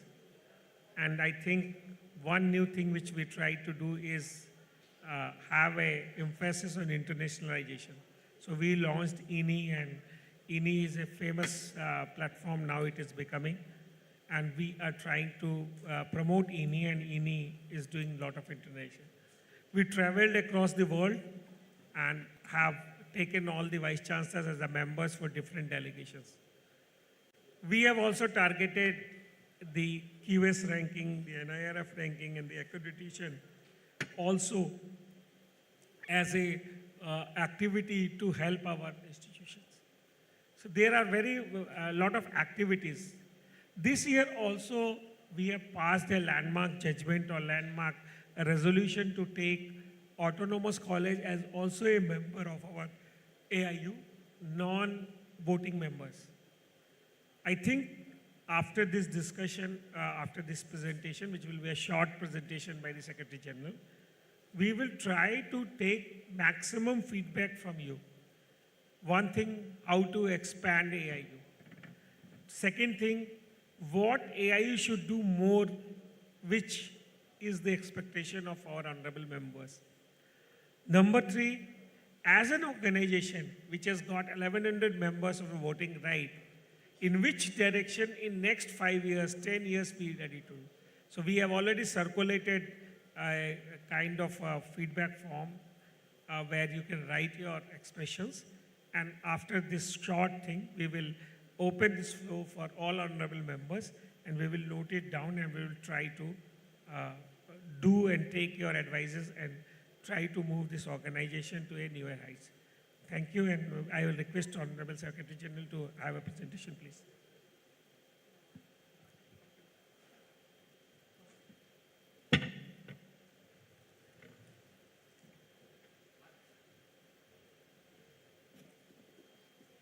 So a very good morning to all of you. And I think the 2 days conference was a very, very refreshing conference. We learned a lot on equity, diversity, and sustainability. And since morning, we are talking of net zero campuses and how our universities can achieve net zero campuses. And this particular session, which we hold in every zonal conference and in the main conference, we call it AIU Business Session, because as you know that AIU is celebrating its centenary. It is completing 100 years. So and then every year new vice chancellors join. So there are many vice chancellors who have recently been recruited, who are not very much aware of AIU, what all AIU is doing, and what type of more activities we are doing, and what should we be doing, depending upon your suggestions. So I will give a short representation.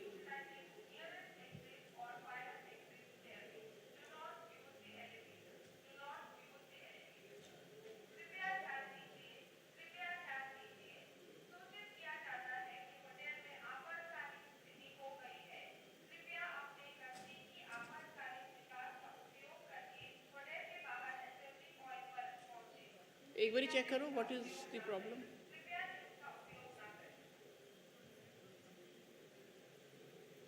So till they check, we will continue with the session.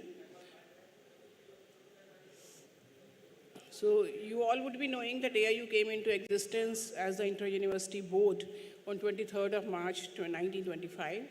So we are already in March. So on 23rd of March, just 3-4 days after this date, will be completing 100 years. And as an Association of Indian Universities, as a society, it was registered in 1967 on 29th of September.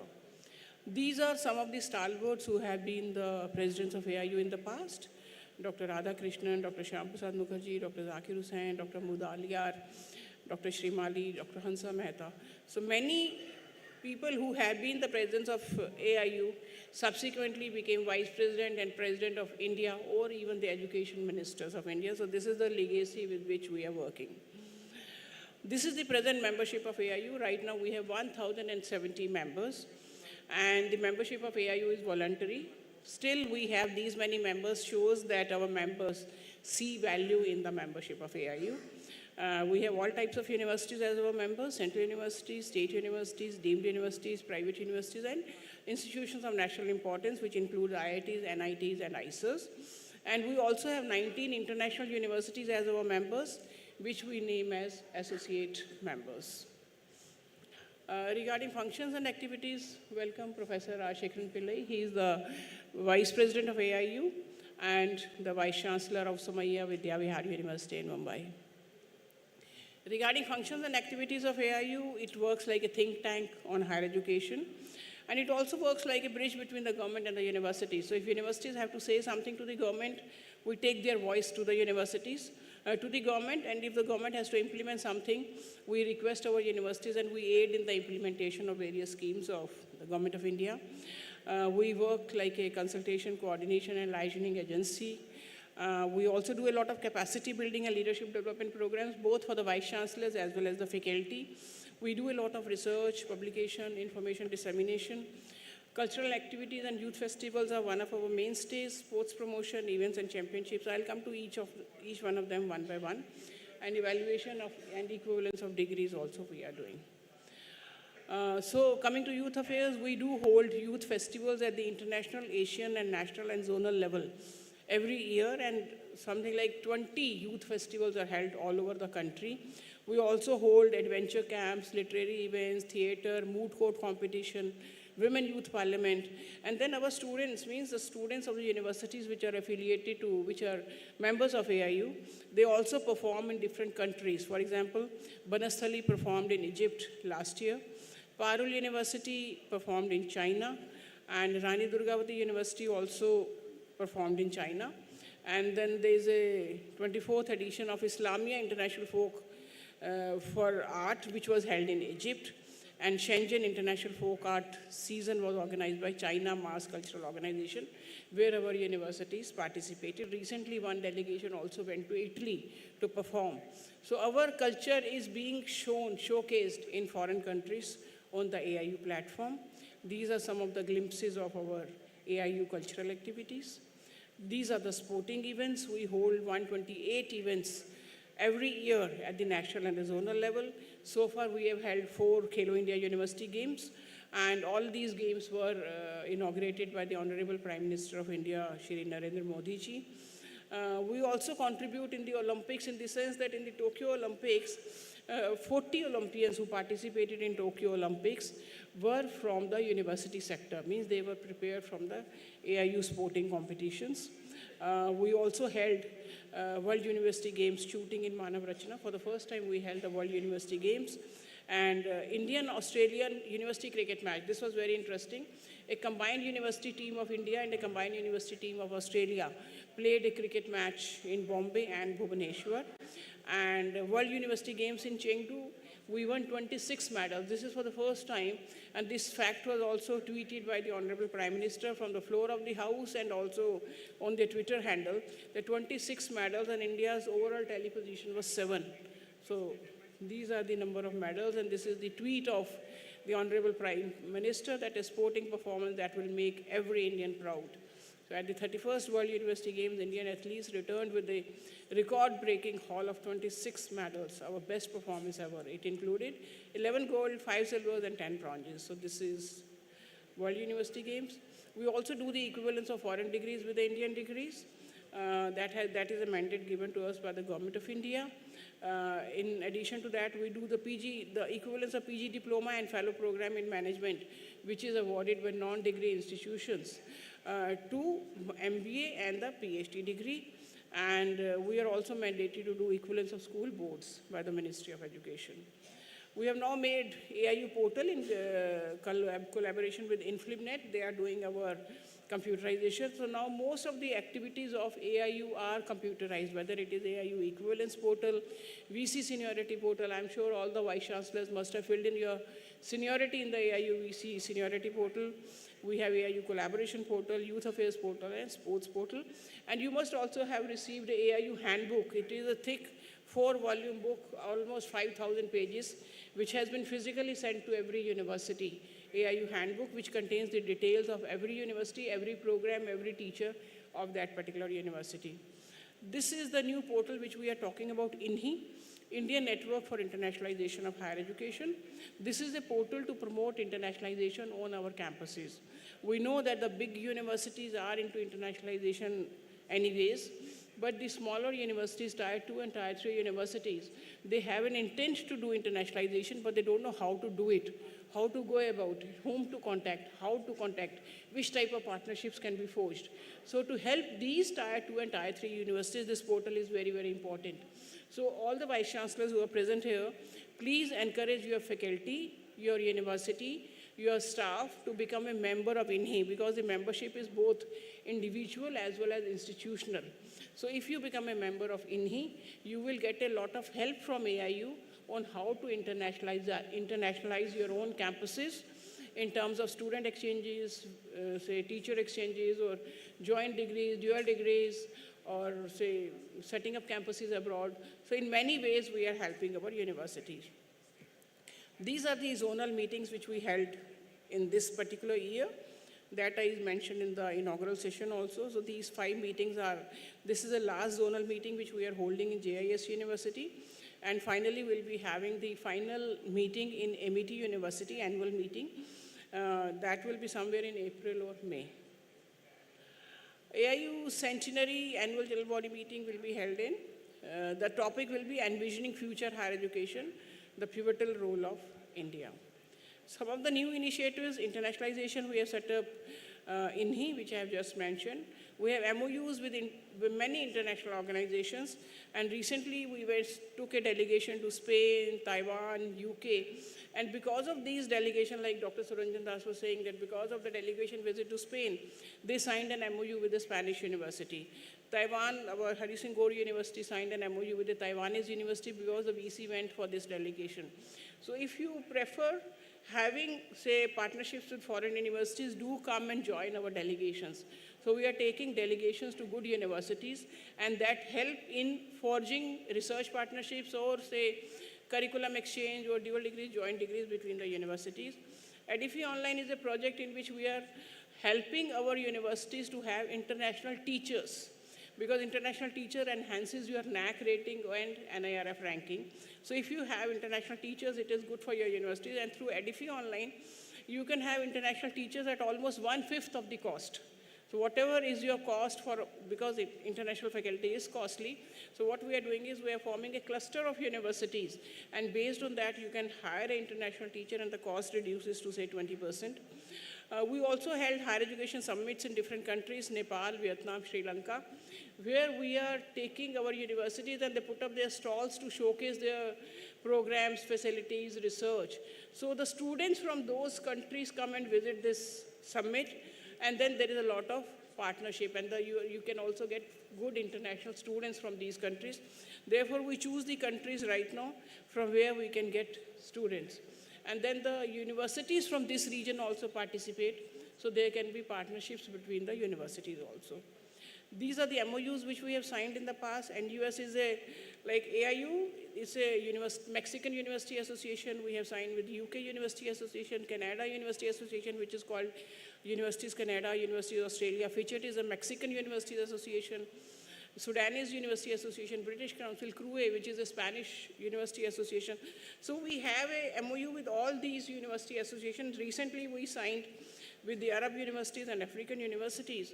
So the purpose is that we can find an Indian partner and they can find a partner from that particular country, and the partnerships become easy. So if you want to contact any Arab university or Australian university or Canada university, do tell us. We will contact our partner and they will help you in getting the university from there. These are some of the new initiatives in terms of like, we have set up AADCs, Academic and Administrative Development Centers, in around 43 universities, where we are giving the training for how to use technology for teaching, learning, research, and governance.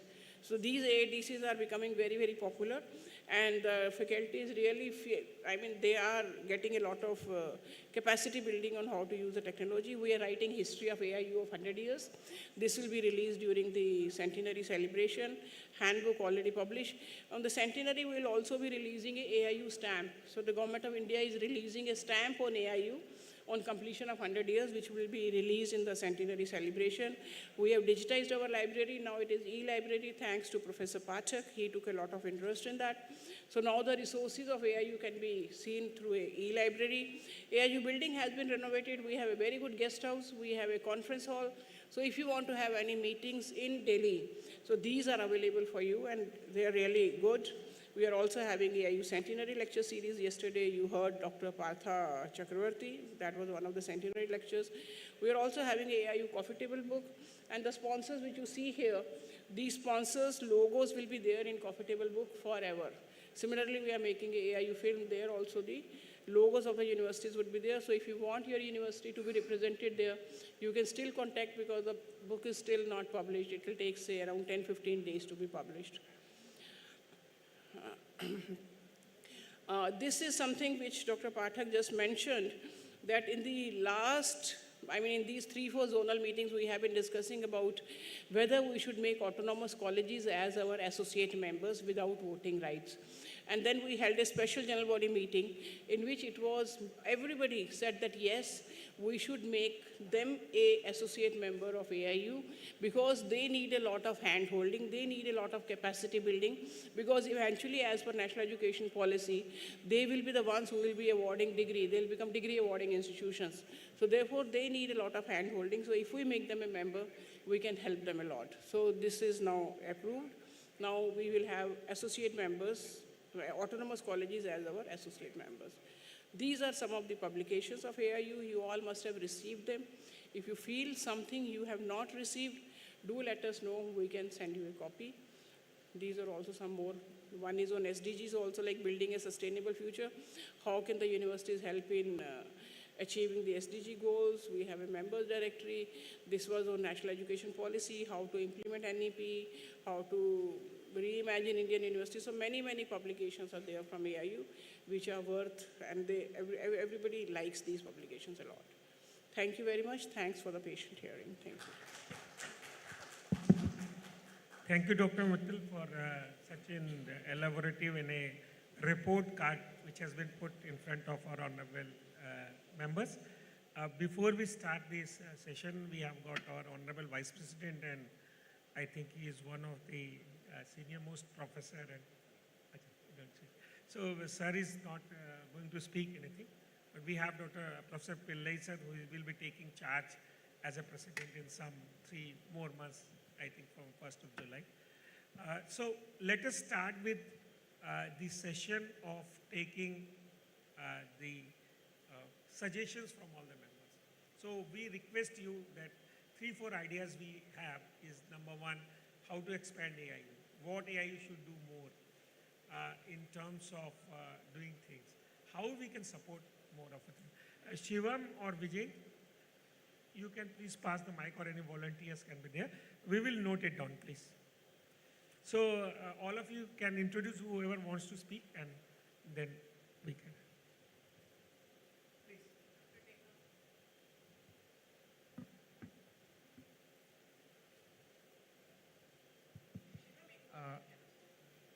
Namaskar, all of you.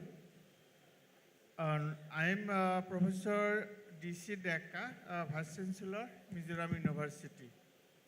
So I feel that AIU should organize an annual event, educational fair, similar to that of by NAFSA in USA. Last time I attended NAFSA in USA, it was excellent. And there are a lot of parallel sessions where on different themes, depending on our interest groups, we can discuss in small rooms and some experts, interactive only, no lecture, no presentation, nothing. And apart from exhibition, all these things. So our Secretary General knows all about that.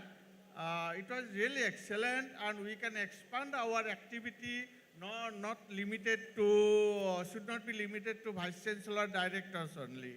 We should encompass with many other students in research level, PG level, or any teacher from universities. Why should be limited to director, Vice Chancellors only? We should allow other professors also to be part of our activity. That is my proposal. And last year also in business session in Hyderabad, I proposed that why always we should look for publishing our research papers to other countries. Like in chemistry, always we look for Asia's journals, we look for Royal Society. So we have so many of talent, I can say teachers, very meritorious teachers. Why not some of us volunteer to be editors? Why not we publish some our research journals in across all branches on regular basis? This is to my feeling. We should do something on that. Thank you. Hello, sir. I am Professor Prahalad Joshi, Vice Chancellor Kumar Bhaskar Verma Sanskrit University, Nalbari, Assam. We are not receiving the emails with regard to sports calendar. With regard to cultural, we are receiving cultural competition, journal wise, but we are not receiving with regard to sports calendar and all those things. He is saying that there is no sports calendar which has gone.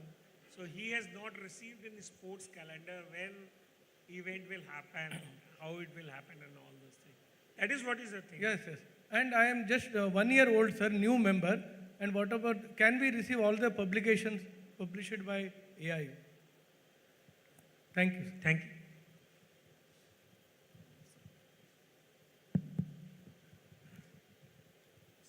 Sir is here. Yes, please. Thank you, sir and ma'am, for your fantastic deliberation on the business session. Yesterday we had a very enlightening presentation on QS ranking. This have given us some good idea of the internal dynamics of QS ranking. Some dedicated workshop on ABET and QS ranking, if you can arrange, maybe in online mode. It is difficult in physical mode. So we are in the process of doing the ranking thing. Shivam, why don't you announce the calendar for another 3 months for the ranking frameworks? It will be a good idea. Online is much better because then you can have, and then we can have dedicated people if they want to come, so they can do. So you do it. This is a simple thing, and this is on our agenda. On the line of Dr. Dr. Deka. Bhattacharya, we have already done 2, but I am thinking of doing it weekly so that whoever wants to join, they can join. So session 1, 2, 3. So you can plan, na? Shiva? Sir, we have already... and when you start this, just inform Dr. organized 2 Bhattacharya. workshops on NIRF and 1 workshop on... It's okay, na? It's over. Have new workshops. Yes, please. Myself, Dr. Sagar Manjre, Vice Chancellor, Mahatma Gandhi University, Meghalaya. On the line of Dr. Deka, I want to suggest one thing. Why should not we make the umbrella of the journals under, make a group of the journals under the umbrella of AIU, and we should not, why not we are indexing it like ABDC journal and other Scopus journal, that can, because we are the world's biggest body of the think tank, we are the university. So if we make it a popular, then our journals will also get value, and AIU also get I some think Professor Pillai is one of the highest researcher level researcher. Yeah, please, I please, think sir. he will be replying it. Yeah, please, sir. Yeah, let us understand it. of course, suggestion is very good, but journal publication is not a simple thing. Good quality journal publication is a very stupendous task. And there is lot of competition. You might have seen even several journals like Chemical Society journals, Royal Society journals, these things are being purchased by private publishers. For example, Springer Nature, you have seen Springer, large number of journals were with Springer. So there is a big, some sort of a total corporate culture in publication of journals. Definitely it is good to have a good journals from our side because we have a large number of institutions. But the best thing is we create subject-specific groups in AU. Of course, now we are all talking about vice chancellors and all that, definitely. But we are leading universities. We are leading teachers. We are facilitating teachers' research. And therefore, of course, just as sports and cultural activities, if we can have subject-specific groups, very eminent, maybe 10, 15 people for each subject, major subjects, identify such groups and then conduct very focused activities, discussion meetings, not a big mela-like thing, discussion meetings, just like the national academies are doing. National academies are doing lot of discussion meetings. They just invite maybe 10, 15 people in that particular area, conduct a discussion meeting, and this discussion meeting is open to research scholars, everything. Several universities, for example, we can apply to them and then we get it. And therefore, this I have been suggesting ever since I have been Vice Chancellor in Mahatma Gandhi University. If the AAU can just look at subject-specific committees and then organize at least one discussion meeting, not big conferences, inviting papers, posters, nothing of the sort. Identify 10 or 15 people, very top people who are doing research in that area, arrange discussion meetings. It's called discussion meetings. If you just look at the Indian Academy of Sciences calendar or Indian Academy of Sciences, you will see a large number of discussion meetings. Many of these discussion meetings are also paving the way of creating a core area of researchers in the university. Because in all our institutions, we have individuals working, coming up in a very big way. Today, USTM Sharma is there, Professor Sharma. Today, USTM mentioned about nature index. One of the teacher in physics has come out with good publications, and therefore in the nature index they have come up very well. So there are individual researchers in every. Of course, I got the mail today. That's why I am referring to that. There are such individual researchers in each subject in our area, and then identify 10 of them from different universities in one subject. Identify another 10 of them in different subjects. Let this committee be there. Let them think about journals. Let them think about publications. But I will not definitely subscribe for starting a journal because competition is very high, and it will be difficult for us to. For example, CSIR journal, some of the Indian Academy journal is being now. It is what is it? Another private publisher. They have taken one of the Indian Academy of Science journal. That's the fate of the journal publication, not only in India, all over the world. Sir, as UGC discontinued this UGC care list, so I am just suggesting that AI should prepare such kind of list of reputed journals from our universities, which we are publishing, and you should recognize that on the line of that AI UGC care list journal. I think we have understood what you have told. We have noted it down. Yes, sir, please. Sir. Yes, sir. Please, any other suggestion? Yes, sir. I am Professor Dhanapati Dekar. I am the Vice Chancellor of Bhattodev University, Assam. Actually, my university is a very new on the sense that it is upgraded from the state colleges to a state university. And I was earlier 29 years in a Tezpur University, Central University. So I had a research group. We did a very, whatever research we can contribute, we did it. But after joining in the university very recently, 6 months back, I have seen that this university research environment is very, very less because college, it was earlier a college. So we have organized research conclave and research workshop also. But my queries is that whether is there any chances from the AIU that some workshop or online or offline can be organized to encourage the faculties members of the university. So we have noted it down. It's a very good suggestion. And as Professor Pillai sir has also told that we have to have those discussions, meeting, research things. Still, this is one of our shortcomings at AIU that we have, although we have got a big research division, but we have not spoken so much about the new research ideas and to the new cutting edge researches which are happening in the world in the terms of discussion meeting. And that's what you suggested. And this is a high time. We will again discuss and we will note it down, Shiva, those people, and I think the Professor Pillai will strive and drive for this kind of thing. This is actually the need of the hour. Thank you very much for your wonderful suggestion. Sir, please. He is actually in the starting. Good morning. I'm Dr. Tejum Padu from Northeast Frontier Technical University, Arunachal Pradesh. My suggestion is that PPT may be allowed to be presented on the best practices of some of the universities in such meet.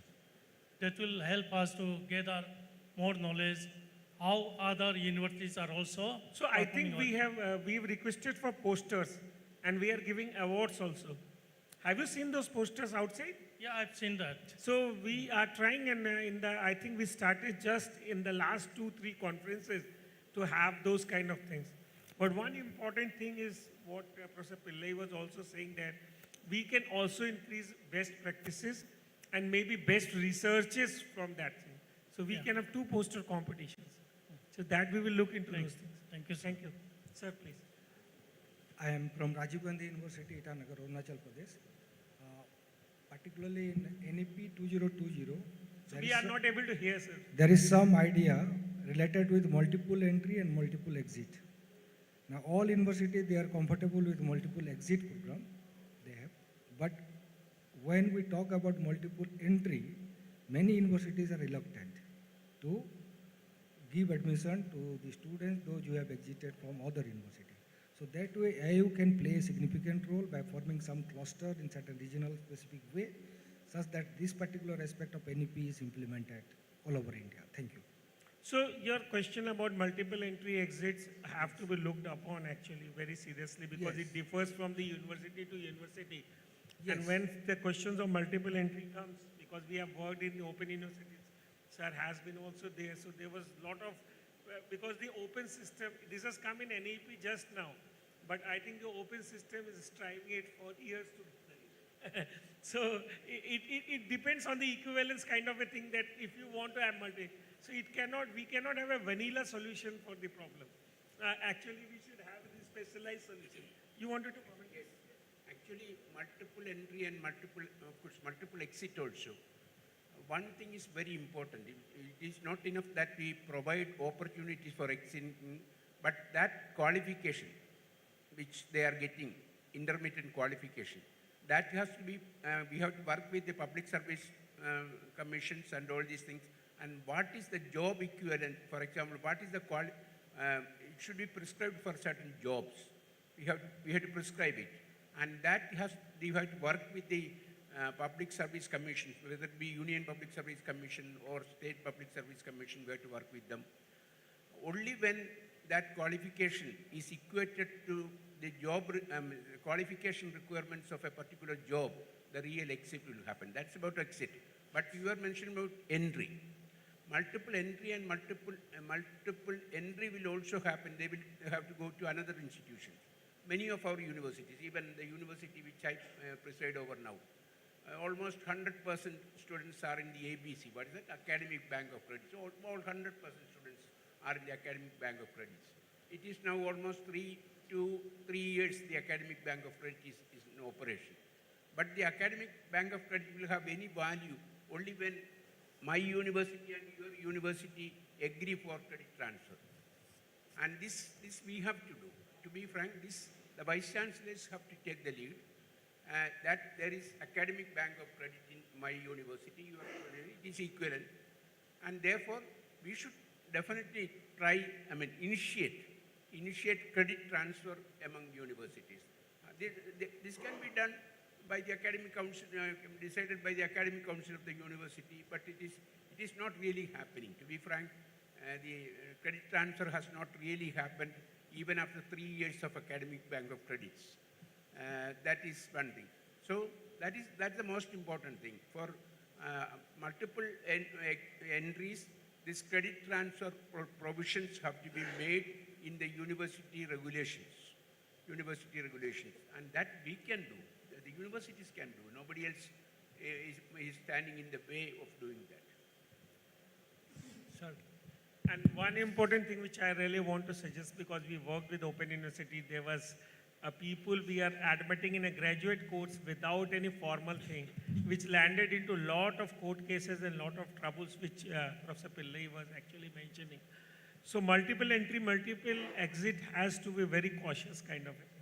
It is a good word, it's a good slogan, but when it comes to the universities, it has to be well thinked, because that has got regulations, and later that turns into a lot of legal complications. So it has to be looked at a very, very kind of a thing. Sir, last, please. Actually, sir, in this point, what actually I want to tell, sir, sorry to again come up. Our university, we have made someone equivalence committee. Equivalence, suppose somebody Every university has got after that, if somebody is not sir, really, every university has got an equivalence committee when after they that, want to bridge course is also been there, sir. That's also bridge courses, pre-courses, same That's courses. Thank you. Any other thing?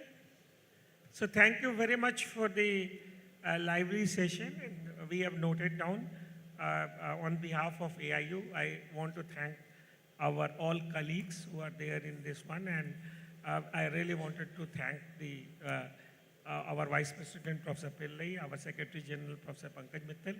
We have noted down your all suggestions, and we will be sincere. I will try to implement whatever we can do. Thank you very much.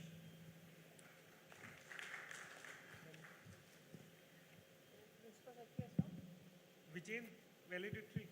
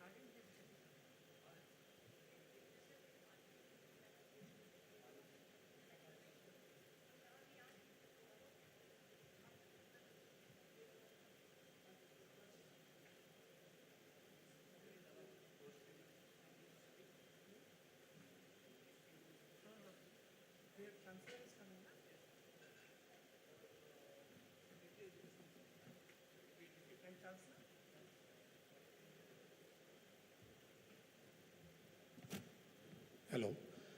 We want to just invite to MIT, Pune University. They are the partner of the AIU Central Celebration. Only 3 minutes.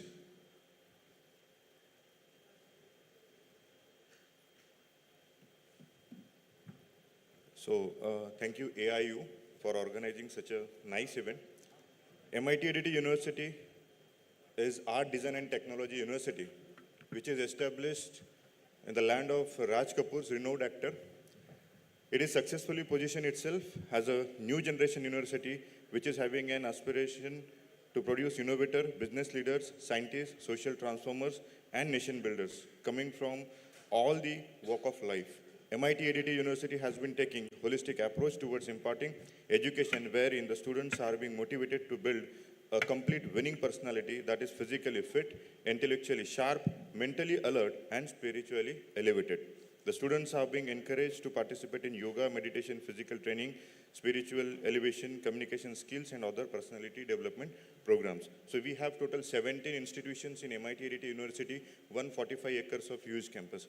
So I ask the team to play one Today's video world about our economy university. is driven by innovation-led entrepreneurship. The Indian youth aspires to take up this challenge and contribute to India's GDP. MIT, Art, Design and Technology University, Pune is a place for such aspiring innovators and entrepreneurs. MIT ADT University is a leading futuristic multidisciplinary university with a unique blend of art, design and technology programs, which prepares its students for the future through its cutting-edge programs and grooms them for their prospective workplace through holistic education. The university, in a short span, has been recognized as a distinctive university delivering unparalleled academic excellence under the dynamic, foresighted leaders, enablers and motivators. Professor Dr. Vishwanath Karad, founder MIT Group of Institutions, and Professor Dr. Mangesh Karad, Executive President, with a vast and influential network, extensive research and thoughtful approach, Professor Dr. Mangesh Karad has been instrumental in designing and customizing new out-of-the-box specialized UG programs, super specialized programs and initiatives in keeping up with the prevailing employment trends and industry demands.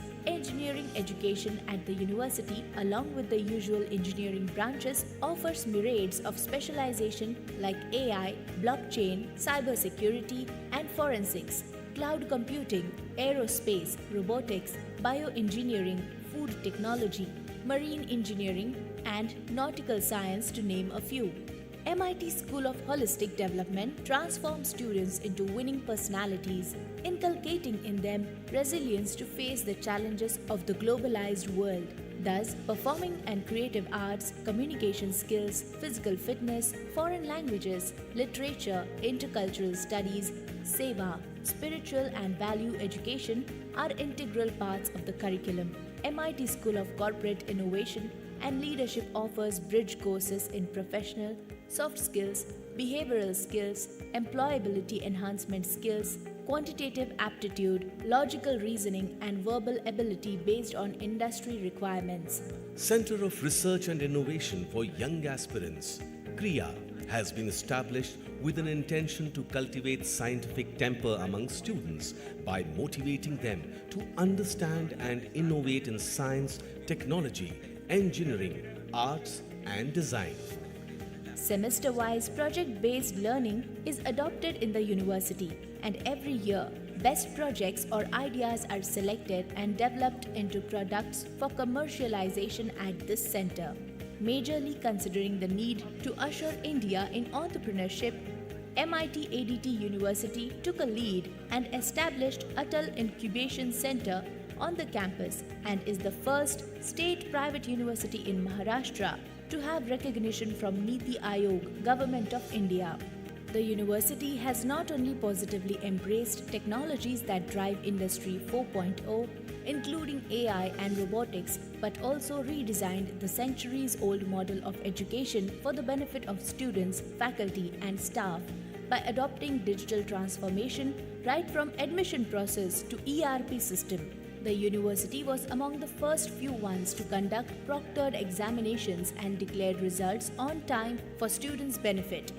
MIT ADT University is admitted to embarking on the journey of empowering its students to lead a meaningful and fulfilling life through an inclination for innovation, having a temperament of compassion for the world around and a passion to become risk-takers, entrepreneurs, by remaining deeply rooted in human values. MIT ADT University is one of the front-runners in the field of higher education, mobilizing all its resources to provide excellent infrastructure conducive for quality learning experiences in a vibrant atmosphere through our research labs and established tie-ups with leading industries. The state-of-the-art sports complex at the university offers an amazing array of sports clubs to choose from and provide regular coaching and training to impart the virtues of integrity and value system. We heartily welcome you all to this new generation university where the pursuit of excellence begins.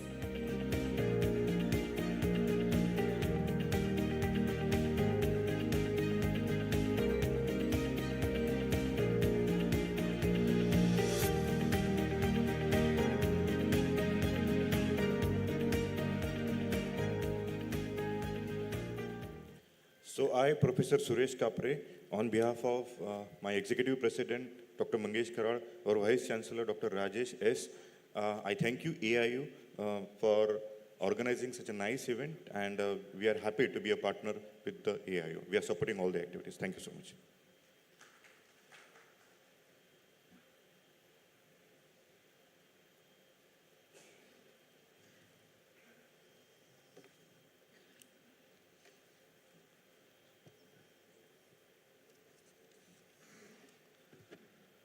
A very good afternoon, distinguished guests, respected speakers, and all the attendees. I hope you all are fully enriched with knowledge, ideas after the 2 days of East Zone Vice Chancellors Meet organized by Association of Indian Universities and hosted by JIS University, Kolkata. As we reach to the conclusion of this enlightening and productive conference, we now move to the valedictory session right now. We are truly privileged and deeply honored to have today the distinguished dignitaries who have greatly contributed to the field of education. It is with immense gratitude that we welcome Shri Vinod Kumar, IAS, the Principal Secretary of Department of Higher Education, Government of... Yes, he will be arriving very soon with us. We are extremely privileged to have him. He will be coming soon, whose dedication to shaping the future of higher education in the state has been commendable. His esteemed presence here today will be a testament to their invaluable contributions towards the growth, transformation of the education, and we are truly privileged to have him amongst us, which in some time, yeah. I would now like to call on stage Professor Vinay Kumar Pathak, the President of Association of Indian Universities. Oh, you're there, sir, yes. I would also like to request Sardar Taranjeet Singh, the Honorable Chancellor, JIS University, Honorable Vice Chancellor, sir, Professor Bhavesh Bhattacharya, Professor V.N. Rajashekar Pillai is there, Vice President AIU and VC, Sumaya Vidyavihar University, Mumbai, and ma'am is already there with us. I would also request the Honorable Secretary, I believe he's on the way and he should be joining us soon. Ma'am, should we wait for him to arrive for the lamp lighting ceremony? Yes, all right. We'll just wait for him. The technical team out there, please get ready for that.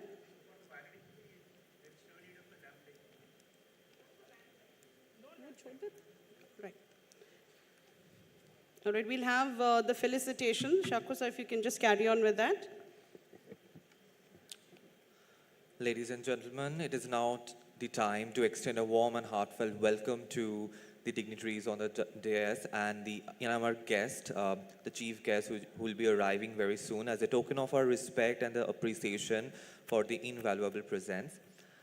So I'll request our Chancellor, sir, Honorable Chancellor, Sardar Taranjeet Singh, to felicitate Professor Vinay Kumar Pathak, President of AIU and Vice Chancellor of CSJM University.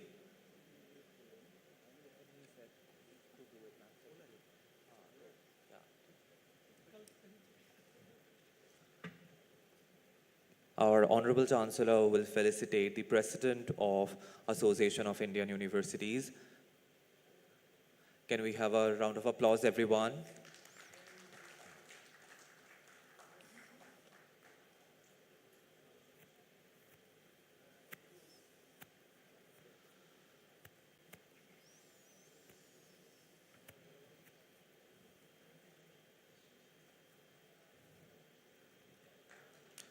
Thank you so much, sir, for doing the honor.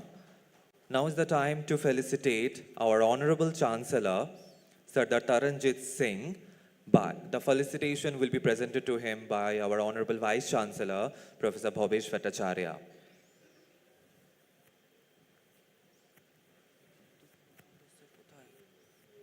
What should I do? He's not on the stage.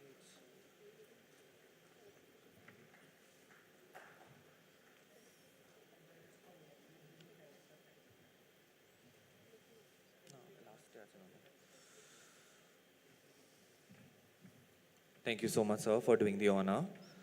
Now is the time to felicitate the Vice President of AIU, Professor V.N. Rajashekharan Pillai, and the felicitation will be presented to him by our Honorable Chancellor, Sardar Taranjit Singh.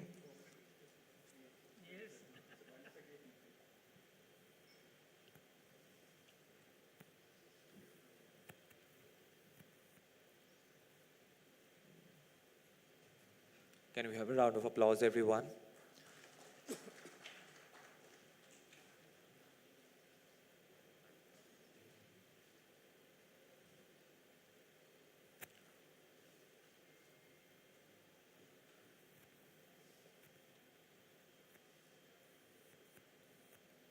Thank you so much, sir, for doing this honor. Now is the time to felicitate Dr. Pankaj Mittal, Secretary General of AIU, and the felicitation will be presented to ma'am by our Honorable Vice Chancellor, Professor Bhobesh Bhattacharya, sir.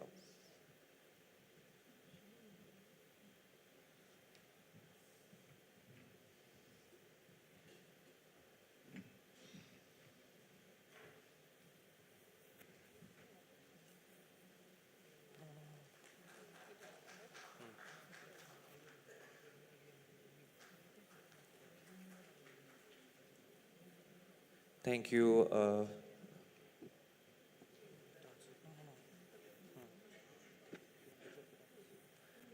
Now we'll be felicitating our Honorable Vice Chancellor, Professor Bhobesh Bhattacharya, and I'll request the Director of JIS Group, Sardar Simarprit Singh, to felicitate our Honorable Vice Chancellor.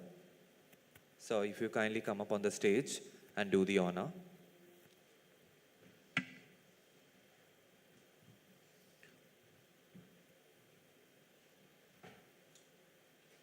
Can we all have a big round of applause, everyone?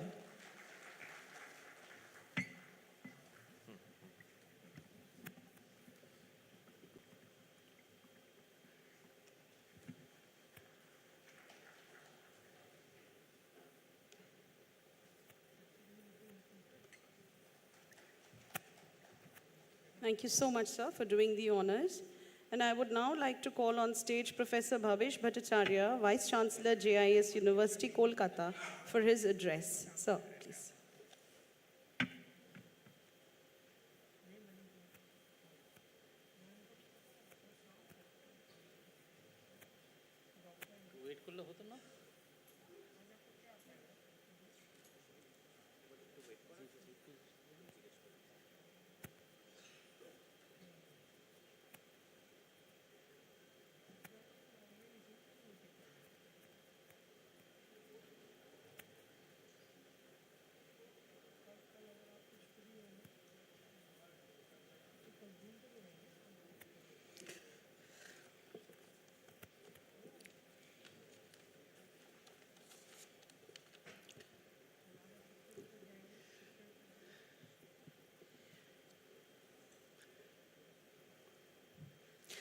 Namaskar. A very good afternoon to you all.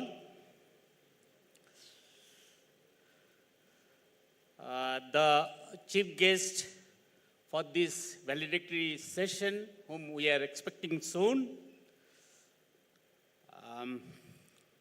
Sri Binod Kumar, Principal Secretary, Department of Higher Education, Government of West Bengal, Honorable Chancellor of JIS University, Sardar Taranjit Singh, esteemed dignitaries from AIU on the dais, Honorable Vice Chancellors present in this valedictory session, distinguished guests, members of the press and media, other esteemed participants present of the dais. Respected participants, we stand today in this valedictory session with the satisfaction of having fruitful deliberations on some of the very pertinent domains related to higher education. Coming to components taken up for discussion during the meet, we all agree that professional programs and the curricula are being reshaped to accommodate innovation and skilling to be in tune with the modern day requirements. Similarly, the processes of ranking and assessment are evolving in this country to bring in credibility and objectivity in its implementation process. This platform was fortunate to have some of the policymakers to educate us on these issues.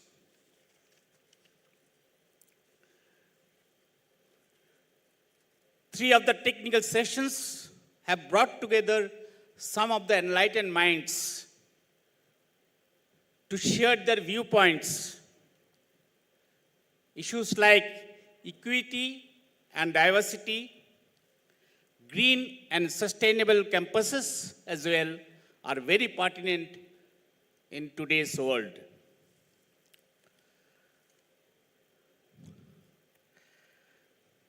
Dear colleagues and seniors, there are many challenges confronting our academic community of today. Some of these were highlighted by one of the eminent speakers in yesterday's deliberation.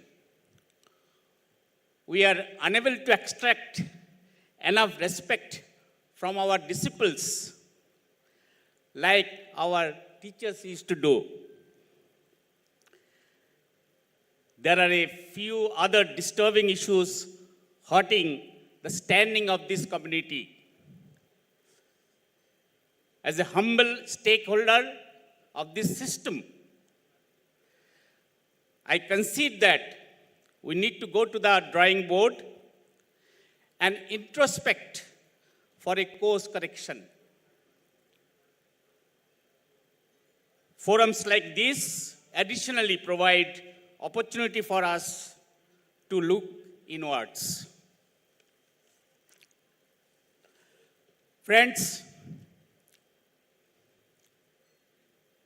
yesterday,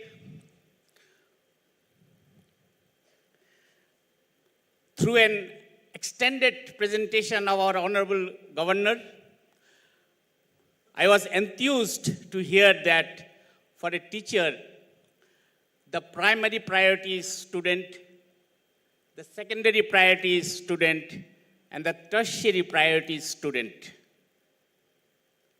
Our obligation to the student community is another aspect we need to look into.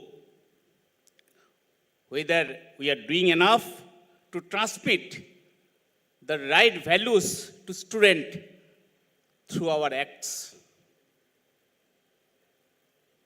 When it comes to safeguarding the credibility of our academic system, we need to stand together and believe that the essence of leadership is sometimes in saying no and not saying yes. These 2 days have brought together academic minds with torrents of ideas and shared wealth of experience and wisdom. I hope a platform like this will continue to be one for exchange of thought, collaboration, interconnectivity, and lasting association. I wish to extend gratitude to AIU for the efforts they have put in for arranging amazing galaxy of guest speakers for the kind of theme and sub-themes. It was a privilege and honor from the university side to have an opportunity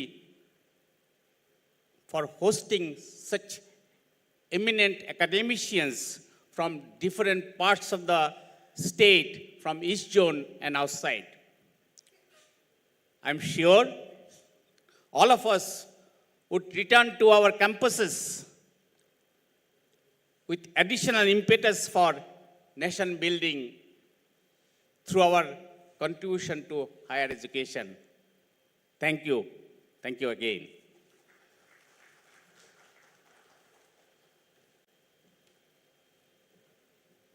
Thank you so much, sir.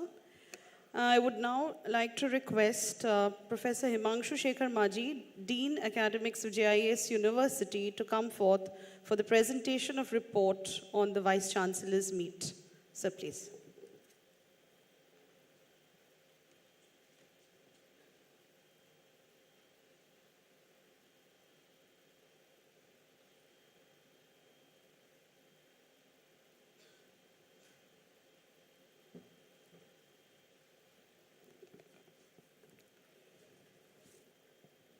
Ladies and gentlemen, esteemed Vice Chancellors, and distinguished guests.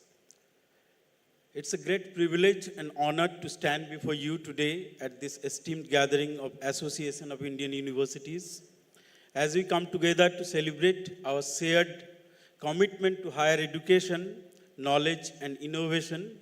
I reflect on the immense responsibility we carry and the profound impact we have on the future of our societies. Throughout this conference, we have shared ideas, engaged in thought-provoking discussions, and explored new frontiers in education, research, and global collaboration. As Dean Academics of this university, I am proud to stand alongside so many exceptional leaders, educators, and researchers who are shaping the future of higher education. The role of university in today's world is more important than ever. We are institutions where young minds are nurtured, where research drives progress, and where the seeds of social and technological changes are planted. However, we also find ourselves at a crossroads, a time of both great challenges and immense possibilities.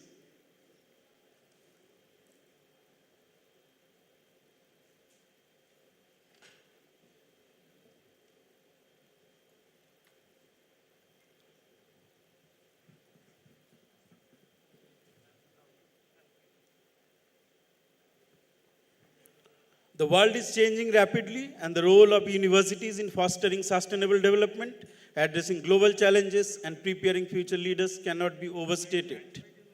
Whether through advancing climate research, fostering inclusivity, and embracing digital innovation, universities have the power to create a world that is more equitable, just, and compassionate. It is vital that we remain steadfast in our commitment to excellence in teaching, learning, and research. But equally important is our responsibility to ensure that higher education is accessible, inclusive, and relevant to the needs of the diverse communities that we serve. We must continue to break down barriers, whether they be economic, geographical, or social, to provide opportunities for all students to succeed. The East Zone Vice Chancellors Meet 2024-25 of the Association of Indian Universities was hosted by JIS University, Kolkata on 18th and 19th of March 2025. The theme of the meet was Equity, Diversity, and Sustainability. The meet was graced by Honorable Governor of West Bengal, Dr. C.V. Ananda Bose, as the chief guest at the inaugural session. Dr. Mrs. Pankaj Mittal, Honorable Secretary General of AIU emphasized the historic significance of this conference held in the centenary year of AIU. Established in 1925, AIU has grown into the largest university association in the world with 1,070 members institutions spanning central, state and private universities.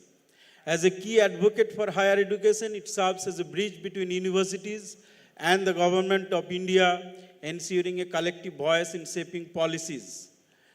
Madam highlighted the theme of this year's conference, equity, diversity and sustainability, as a guiding vision for the future of higher education. Professor Binay Kumar Pathak, President AIU and Vice Chancellor CSJM University, in his presidential address emphasized that the theme of the equity, diversity and sustainability must be rooted in India's own rich traditions rather than being imported from the West.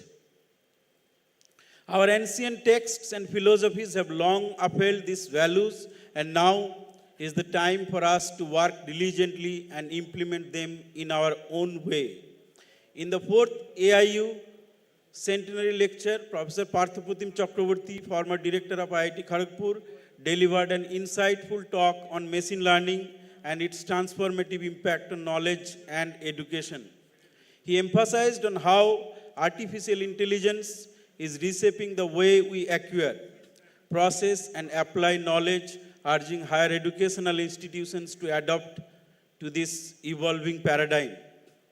His Excellency Dr. C.V. Ananda Bose, Honorable Governor of West Bengal, in his inaugural speech, appreciated the joint effort of the AIU and JIS University, Kolkata to organize AIU East Zone Vice Chancellors Meet 24-25. He emphasized that the role of a Vice Chancellor is one of the most esteemed and transformative positions in academia. He stated that the Vice Chancellors are not merely administrators, they are visionaries, nation builders, and the guiding force behind the intellectual and moral development of the society. He mentioned that a Vice Chancellor's leadership is instrumental in shaping the course of higher education and steering the future of the nation. He highlighted the unparalleled respect and responsibility that Indian society entrusts to Vice Chancellors, recognizing them as the architects and institutions that mold leaders, innovators, and thinkers. We have started with the session on innovation, skilling, ranking, and assessment. The session was chaired by Professor Binay Kumar Pathak, President AIU, co-chaired by Madam Mittal. The key speakers were Dr. Asin Fernandez, Regional Director QS, Sri Nitin Kapoor, Vice President NSDC, and Professor Ganesan Kannabiran, Director NAC, and Professor Rajiv Kumar, Member Secretary AICT. The key recommendations that we received from the sessions are: higher education institutions should align curricula with industry needs, focusing on digital skills, sustainability, and AI to bridge the gap between education and workforce readiness.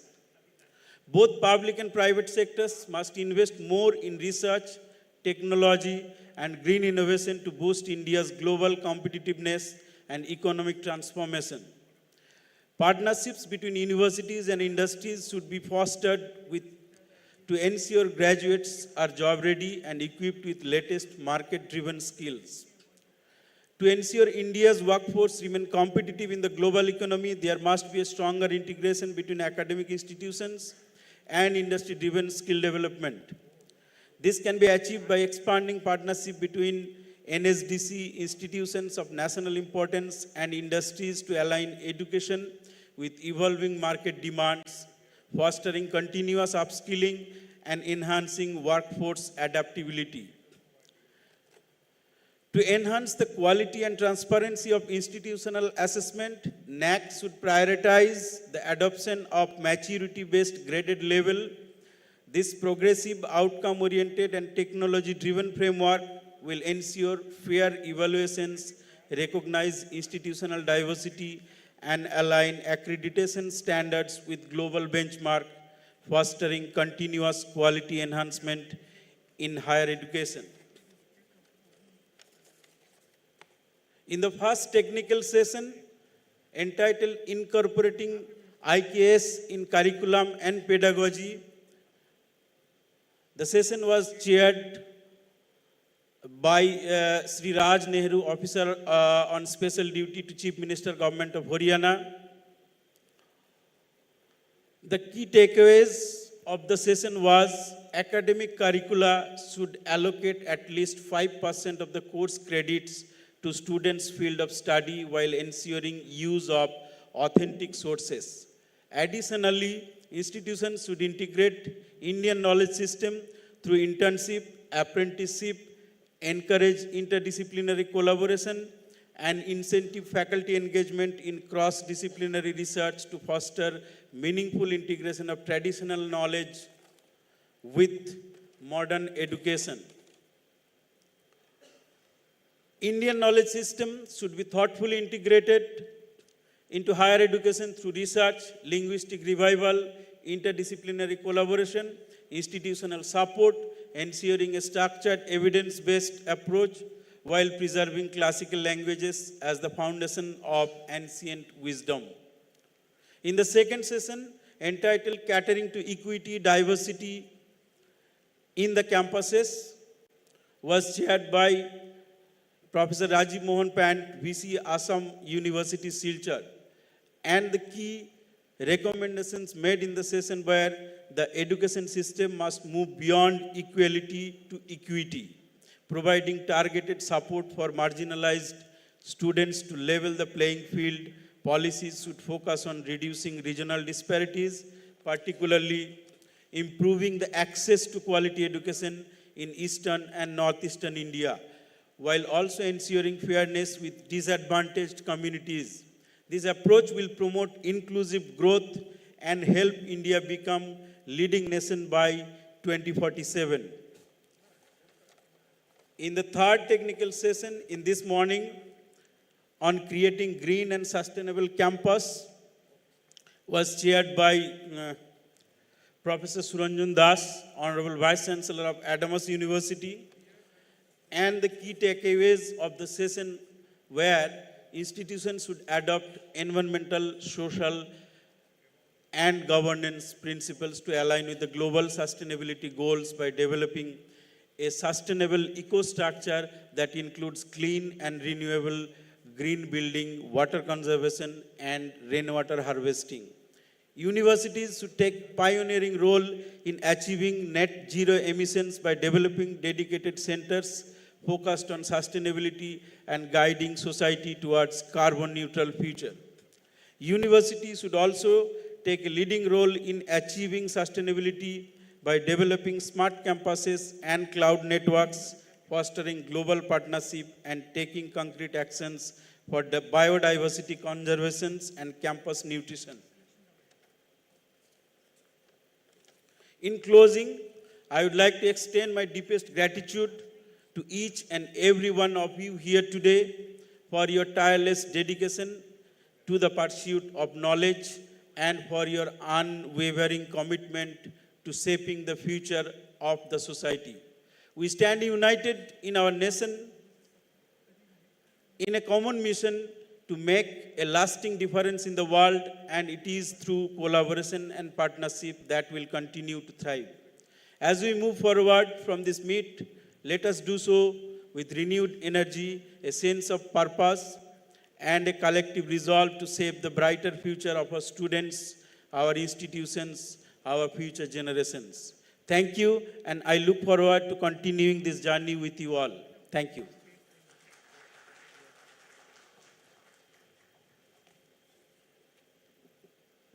Thank you so much, sir, for the report you have presented.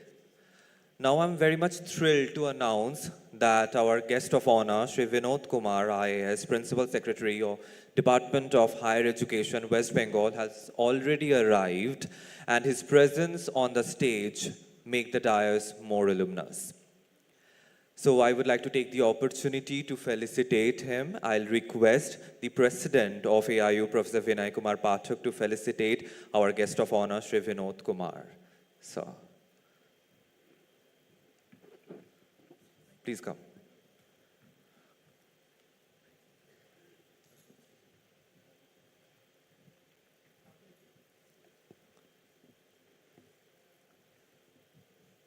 All are requested to give a round of applause, everyone.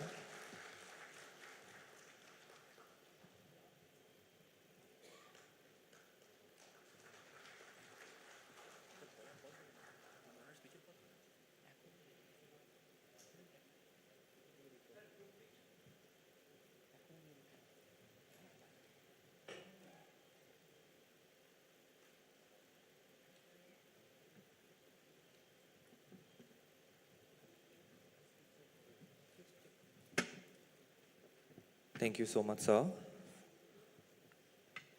for doing the honor. Now I would like to call on stage for the address Dr. Pankaj Mittal, Secretary General, AIU. Ma'am.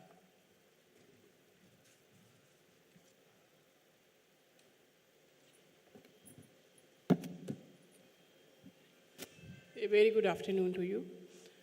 The chief guest of today's valedictory function, Shri Vinod Kumar ji, Principal Secretary, Higher Education, the Government of West Bengal. The Honorable President of AIU, Professor Vinay Kumar Pathak ji. The Honorable Chancellor of the University, Sardar Taranjit Singh ji, who has been very, very cordial and very, very felicitative for the AIU. Dr. Rajshekharan Pillai, the Vice President of AIU. Dr. Bhattacharya, the Vice Chancellor of the University. All the esteemed Vice Chancellors who have joined from various places all over the eastern zone of the AIU.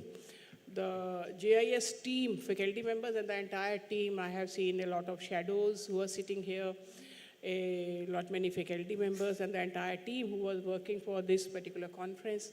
The AIU officers and the entire team who is working for this conference, a very good afternoon to all of you and welcome to the valedictory session. At the outset, I would like to thank JIS University not only for hosting this conference, but hosting it very, very efficiently, meticulously, and in a very, very magnanimous manner. So right from the Chancellor to the Chancellor's son and the Vice Chancellor and the Registrar and all the faculty members, we all are very, very appreciative the way the conference has been held, the way the sessions were held, the rapporteurs, the way the report was read just now, and the masters of ceremony, these two people standing there who were coordinating the conference since beginning. A lot of changes in the program were there, but they were keeping up to it. So thank you very much, and thanks to JIS once again, and thanks to all the Vice Chancellors who have been sitting here throughout. I mean, this is a conference where we didn't see people missing out. Normally people go out and then come again, but here I saw most of the Vice Chancellors were present throughout most of the sessions, so thanks to each one of you. And also thanks to our President, Professor Vinay Pathak, our Vice President, Professor Rajshekharan Pillai, our officers, Dr. Alok Mishra is there, Shivam is there, and Vijender is there. They have been also working very hard to make this conference very, very successful, so thanks to all of them. When we talk of a conference of this magnitude, there are many takeaways. And this is our fifth and the last zonal conference of the centenary year. And in all the conferences, we had many takeaways. This particular conference was on equity, diversity, and sustainability. We had many takeaways from this conference. So just 10 takeaways I will mention in brief in, say, 3-4 minutes, so that we are sure that what we gained out of this conference. So first session was on IKS, means Indian Knowledge System. And the message was that the Indian knowledge system cannot be taught to the students in a standalone manner by having a separate course on IKS. This has to be integrated in each and every curriculum, in each and every course, so that the students know what our, say, traditional knowledge systems were. And many a times the researches are attributed to foreign researchers, which were actually done much prior to then by the Indian philosophers and scientists. So how to integrate IKS in every curriculum, and I suppose BHU, IIT BHU, Dr. Ramanathan was there. I don't know whether he's here today or not, but they have done a lot of work in this area. So I have spoken to him, and we will be sort of transmitting it to the university, that how you can integrate IKS in the curriculum of every course. Second, not only the curriculum, IKS has to be learned through internships, apprenticeship, and we have to encourage interdisciplinary collaboration. So we can have internships, and the National Education Policy itself says that in every course, in every program, there should be an internship in every semester. So normally we are sending people for internship, students for internship to industries or companies, but we can also send them for internships or apprenticeship in the field of IKS, and that will be very, very beneficial. Third, if we really want to promote IKS, it's not that we should only concentrate on the students. We should also concentrate on the faculty. And faculty should be incentivized for using AI, for engaging, for using IKS either in technology, either in teaching or research. So unless we incentivize faculty, it will not be promoted further. And the new regulations of UGC do mention that there are 9 aspects mentioned. So one of the aspects is that if the faculty is using IKS, they will be incentivized. So that is very important.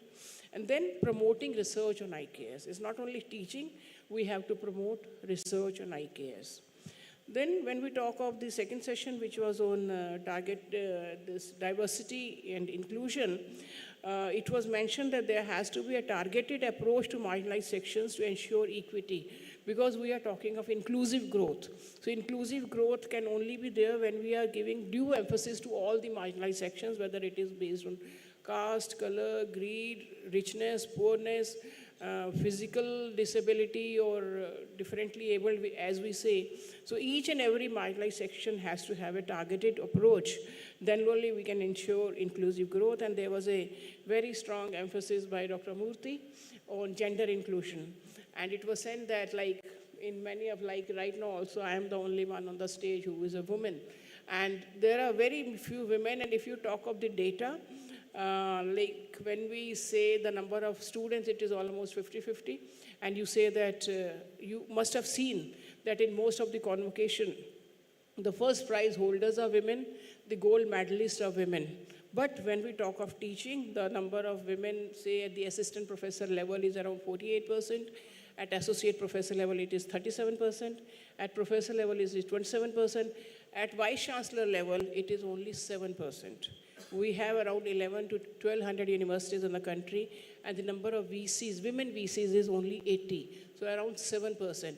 So where do all these gold medalists go? Where do all these rank holders go when they are winning so many positions? So gender inclusion, especially at the leadership position, is very, very important, and that was one of the messages given in the sessions. And I read a news today that in the state of Uttar Pradesh, out of 35 state universities, 9 women VCs are there.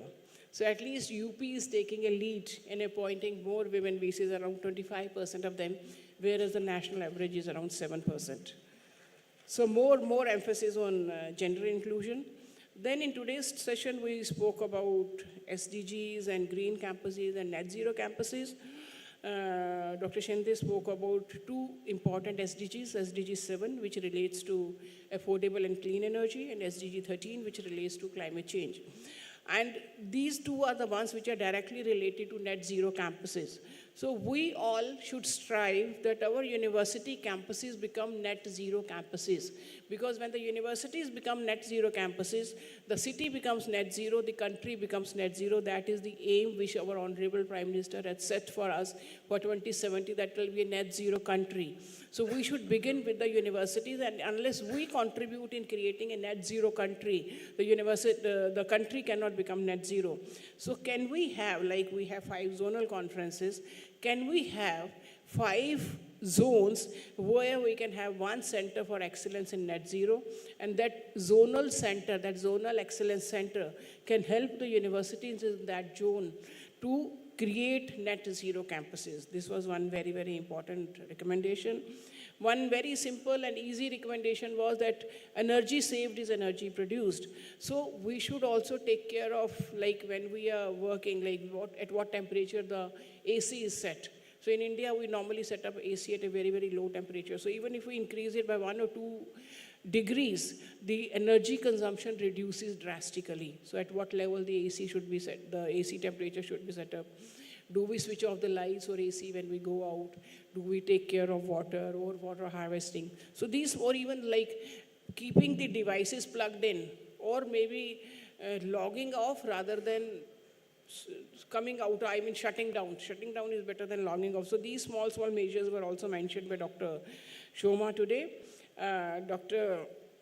Tripathi came out with one very, I mean, this is not related to the topic, it was a 777 rule that for a good presentation, it should be not more than 7 slides. Each slide should not have more than 7 lines, and each line should not have more than 7 words. So 777 rule to make it a very, very effective presentation. And lastly, we learned a new definition of ABC. Till now, ABC, we were referring to Academic Bank of Credit, but Dr. Shende mentioned a new definition of ABC, which we were not knowing, and which are the 3 challenges which the climate change is facing. A stands for accumulated pollution, B stands for biodiversity, and C stands for climate change.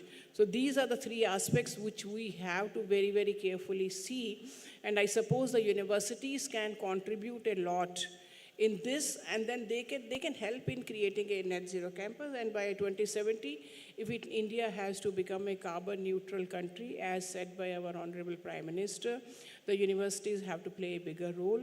And bigger role not only in terms of creating infrastructure, but in terms of creating human capital. So human capital is most important when we talk of net zero campuses, and that is a role which the universities can play very, very efficiently. And it was mentioned that we are the 3rd largest country in the world in terms of unicorns, largest country in terms of, say, startups. So we should be the first and the largest country in terms of creating net zero campuses. And I'm sure we can do it. So once again, thanks to everybody for making this conference very successful. And I'm sure the recommendations of this conference will go a big way. And we'll be sending it to the Government of India to make it a part of the policy documentation of the Government of India on various aspects. Thank you very much. Thanks a lot. Thank you so much, ma'am, for your address. Now, I would like to call Professor V.N. Rajashekharan Pillai, Vice President of AIU and Vice Chancellor of Soumya Vidyavihar University, for his address. Sir. The chief guest of this function, Secretary of Education, West Bengal, Mr. Vinod Kumar, IAS, Chancellor of the host university, Sardar Taranjit Singh, my colleagues from the AIU, Dr. Pathak and Dr. Pankaj Mittal, Vice Chancellor of the university, host university, distinguished Vice Chancellor colleagues from the eastern states of the country, AIU officials, ladies and gentlemen, and also the sponsors. Of course, you have heard eminent lectures during the last 1.5 days. You have also attended the inaugural session and now the valedictory session. Summary of the proceedings have also been given by the university. Summary has been presented. I don't want to make another speech on this occasion. It is also lunch time. Of course, we were talking about sustainability, AI, artificial intelligence, technology in education, all these things we have discussed. These are all very relevant points. We also discussed, we are all, in the midst of implementing national education policy in the country through the universities. And we also see a growth of universities in this country, growth of universities, number of universities, large number, over about 1,200 universities. And definitely the vice chancellors and the teachers of the university, they have to contextualize all these things. Contextualize, that's very important. Contextualize all these things and then try to implement these policies and proclamations in looking at the overall objective of the university, the region of where the university stands, and also the basics of all these technologies. We all talk about, of course, we are talking about 777, PowerPoint and all that. But technology cannot teach. Only teachers can teach. No doubt about it. Only teachers can teach. Technology will not ever replace teachers. And we have seen, for example, when we were all young teachers and all that, we used to make use of transparencies, slides in the classroom. Premier universities in the world, premier institutions in this country now say that these transparencies should not be taken into the classroom. It's meant in many of the institutions. So there are definitely, the teacher's role cannot be taken by any technology. We talk about artificial intelligence. We are trying to promote artificial intelligence and make the students learn all these things, apply all these things. But artificial intelligence technology will not grow unless and until you teach mathematics, fuzzy logics, linear algebra, statistics. This is very important. Therefore, strengthening the basic sciences is very important. Basic sciences, humanities, these are very important in a university. When we talk about a university is a place open to people, open to ideas, and open to people. That's the type of the definition. Everything under the sun should be there in the university. That is the name of it. I think that is also the preamble of the national education policy. Our universities were like that only. For example, I have been traveling far and wide in the state, particularly in the eastern states, northeastern states, and this state, when I was heading the NAC maybe 25 years ago. So I have seen basic sciences have been very strong. Basic sciences and humanities have been very strong in this particular state. I'm glad that the education secretary is here. And even now, I could see that the basic sciences, humanities are given definitely importance, but there is some sort of a diminished importance. Particularly in the new generation universities. New generation universities, everything is professional. Everything is professional, all professional courses. But without good biology, without good life sciences, without good statistics, without good physics, mathematics, nothing of the sort will thrive. Even technology applications will not happen. That's why we purchase technology and apply. That's what we are doing now. We purchase technology, but we have to, if we want to develop technology, the basic sciences have to be strengthened. And then if you go to institutions, premier institutions in the country, people will say that as a result of NEP implementation, the rigor in teaching core subjects have been reduced. The rigor. For example, time necessary for teaching the basic subjects is reduced. That is also not a good sign. And therefore, that is why I mentioned we have to implement the NEP, we have to do all these things. These are all things which we cannot say no, but we have to understand the context of the knowledge and skills. For what purpose education is provided? For enhancing the quality of life and life management systems. Whatever sustainability, diversity, equity, all these things are for enhancing the quality of life and life management systems. And therefore, life is, Mahatma Gandhi several decades ago mentioned, education is for life. Education has to be through life. Education has to be throughout life. That was the, now almost literally, life is taken away from education. That's not going to be a good sign. And therefore, it's very important that we should understand that we should educate the text and context to the learners. Text is the knowledge and skills, and the knowledge and skills will not have any value unless and until the learner person with the knowledge and skills understand the context. And the context has a lot of other connotations. It has a environmental context, industrial context, historical context, then social context. All these things are very important. That's why I mentioned we have to just look at where the university is located, for what purpose it is established, and in what way that university can come up with this. And therefore, it is important that we look at all these things. And the Vice Chancellor's excellent presentations and the very excellent ideas in the business session talking about research, quality of research. Another point is that by way of, for the metrics, for example, for achieving metrics in this assessment and accreditation, we are sacrificing several things. Even the quality of research publications are getting reduced. Quality of research publications. But just by, even the conduct of conferences,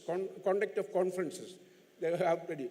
And that is why I mentioned in the business session, we have to identify core personnel, core teachers, particularly young and middle-level teachers in our universities, and try to identify their strength and give them opportunities for growth.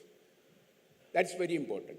And then we have to just look at the national priorities, whether it be quantum mission, Anusandhan National Research Foundation, hydrogen mission, or ammonia mission. There are thousands of crores and crores of rupees are being allocated. But of course, we should also see that when we should advocate, for example, we have seen news even from the state that institution of eminence provided to some of the universities in the state have been probably not stopped, actually, I do not know, because of the lack of interest of both the central government and the state government.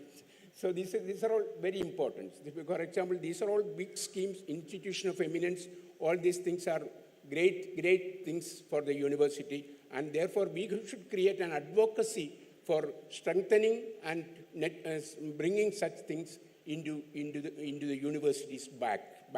It's very important. Thank you very much. It was a wonderful two-day session. I wish you all the very best in your endeavors.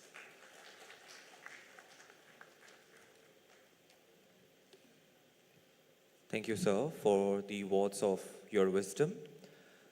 Now I would like to request Professor Vinay Kumar Pathak, President of AIU, to give his address in this valedictory session. Sir.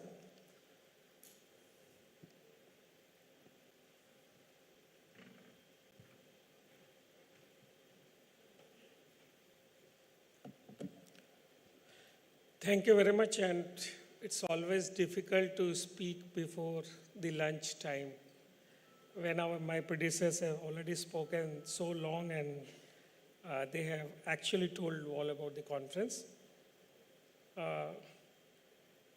Respected Taranjit ji, who have given a very great hospitality, and I really want from all of you to applaud for him, for the Chancellor of this university. He's a very good host, and as we know that in India, if Hindu religion is safe, it is due to the lot of sacrifices from the Sikh community. So I think he needs a big applaud from all of us. My colleague, our Vice President, Professor Pillai, Professor Pankaj Mittal, the Honorable Vice Chancellor of this university, the Secretary Higher Education, who happens to be a mechanical graduate from IIT Kanpur, from the city where I am the Vice Chancellor. I think 2-3 important lines which I really wanted to suggest, and we have spoken such a long speech on diversity, equity, sustainability, new education policy, and all other kind of things. So we aim that diversity of students should occur. So we went recently to Ireland, we went to Dublin University, we have seen that they are claiming that we have got students from 184 countries. So we visit University of Glasgow, Scotland, everything. So I really wanted to think that with all these kind of things which we are happening and what we are doing, are we trying and we are doing enough to achieve the excellence or not? This is a fundamental question. Professor Pillai has also actually addressed all the issues. My question is that now with the NEP also we have crossed 5 years. So what is the status? Is NEP has really done a lot of benefit? This is a time when we have to do introspections. So important thing is that our neighboring countries, especially China and South Asian countries, have got wonderful universities which are actually taking lead in the QS World Rankings also. And the production of the South Asian countries from the universities and from the whole economy is around about 24%, and we are at 1.5% of doing the production real time. It's duty of university to have graduates who can produce, who can design, who can patents. And as we see this world in a geopolitical situation, US has got most of the patents in designs, and China has got most of the production with them. So where the India is situated? These are the fundamental questions with all vice chancellors have to answer after the lunch, before the lunch, or after the thing. So are we really striving to that kind of situation? Look to the sustainability. So are we going to buy sustainable models or sustainable cars or sustainable automobiles from the West, and we in this second kind of thing? If you look to the whole world, this whole world is going into a disruption. We had a ChatGPT. We thought that ChatGPT will rule for the world for years together. But suddenly we found DeepSeek, which was 1/100th of the cost of ChatGPT.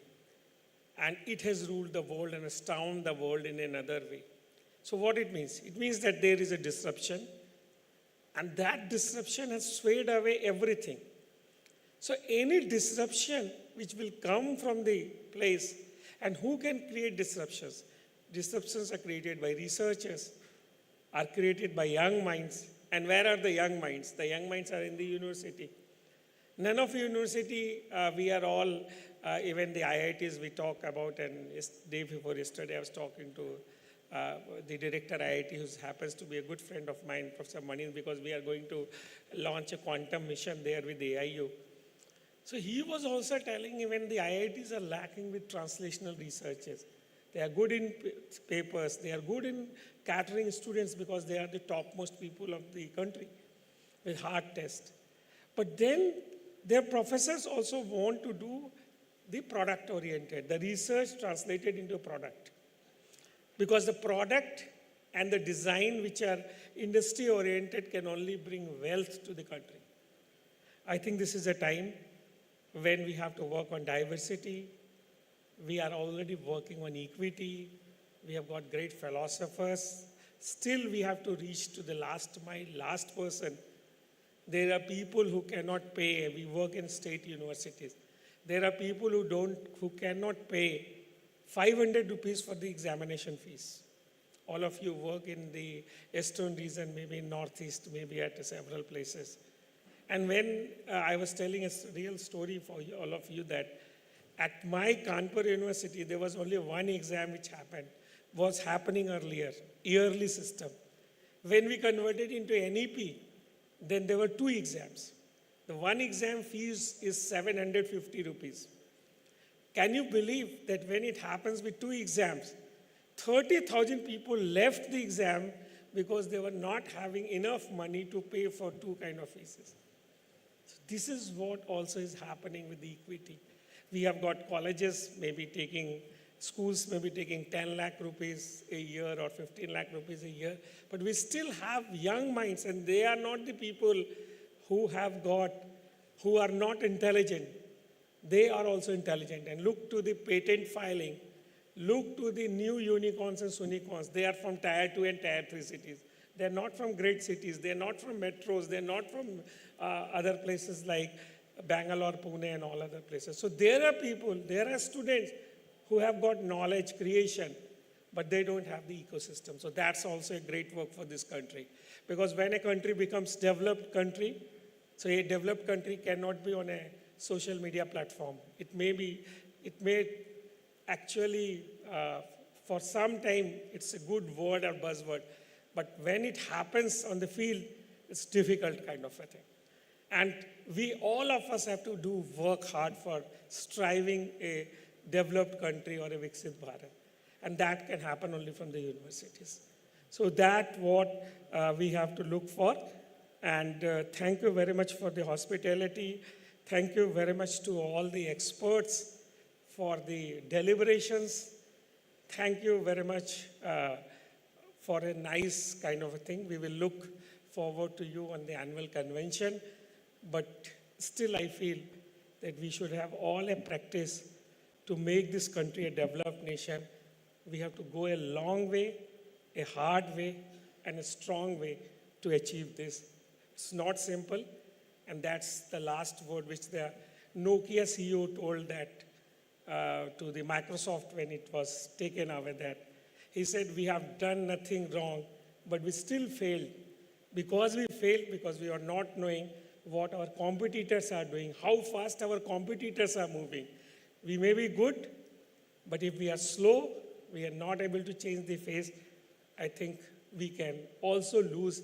And this decade has seen the lot kind of disruptions where a lot of big giants have lost, Nokia, Kodak, and all other kind of things. So I end up with thinking that the couplets from Dushyant Kumar, what is said is, so हो गई है पीर पर्वत सी पिघलनी चाहिए, इस हिमालय से कोई गंगा निकलनी चाहिए, सिर्फ हंगामा खड़ा करना मेरा मकसद नहीं, सारी कोशिश है कि ये सूरत भी बदलनी चाहिए, मेरे सीने में नहीं तो तेरे सीने में सही, हो कहीं भी आग लेकिन आग जलनी चाहिए. Thank you very much.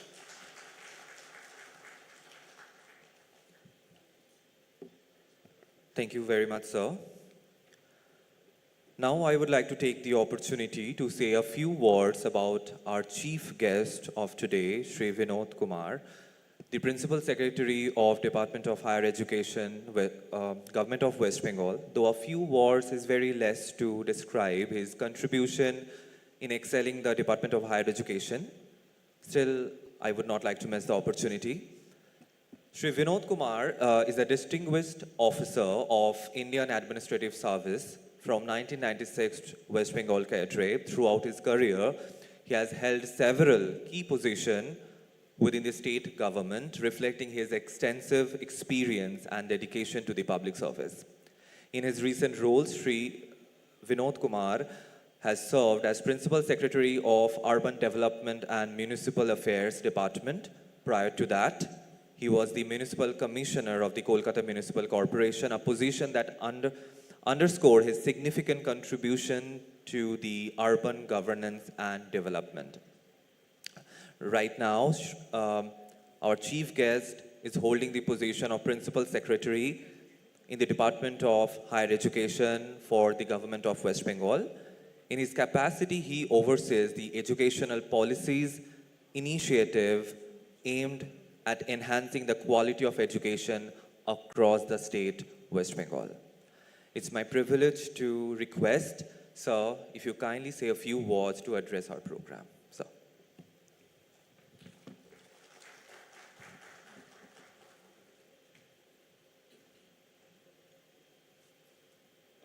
Very good afternoon to everybody. Seated on the dais, Sardar Taranjit Singh Ji, Chancellor of JIS,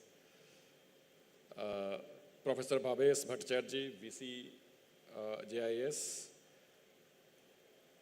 Professor Vinay Kumar Pathak, President AIU, Dr. Mrs. Pankaj Mittal, Secretary General AIU, Professor V.N. Rajsekharan Pillai, Vice President AIU, present all the Vice Chancellors from various universities in the country. Ladies and gentlemen, it's indeed a pleasure to be here standing right next to you and listen to the deliberations that has been happening. It is indeed praiseworthy that Association of Indian Universities, which was set up in 1925, has been holding annual conference of all the vice chancellors and a journal conference where various issues have been discussed, where policy inputs have come that has helped the participant, that is the vice chancellors, the officials of the university, the AIU and the government to take those policy inputs and use that to make decision making to ensure that the landscape of higher education in our country, is changing towards the better. I'm delighted to learn that more than 1,000 universities are a member of AIU, including 19 foreign universities. And I was going through the program details. Very pertinent topic of equity, diversity, and sustainability have been discussed. The speakers have spoken about the Indian knowledge system, about ensuring that the education is not only confined to a select few of haves, that we are also able to provide education to the have-nots, who may not have resources to be able to continue the education but are talented. That is where we need to step in and ensure that the talented people are able to fulfill their desire for acquiring knowledge and acquire higher studies. We also have to ensure that we are able to maintain the quality. When we talk about the assessment and ranking, unfortunately, best of our institutions and universities are ranking way behind, on a global standards. A lot of work recently has been done and people have now started focusing. So if I talk about West Bengal, then we have been holding conferences with our institutions, colleges and universities to ensure that they undertake the NAC accreditation, that they work on the framework which NIRF has done, so that we are able to identify the topics, the areas, the checklist where we need to improve, learn from the standards that is set pan-India and global, and are able to make improvement. Here in this room, I'm kind of delighted to see such vast knowledge, the collective wisdom. If we talk about the density of wisdom in this room, it'll far exceed maybe any place on the globe. So, delighted to be here, to welcoming you all in the city of Kolkata and state of West Bengal. West Bengal is known for its hospitality, and I'm happy to hear that JIS and Taranjit Singh ji has taken good care of you. I hope you have had time to visit few places in the city to be able to assimilate the history and the culture of Bengal. We,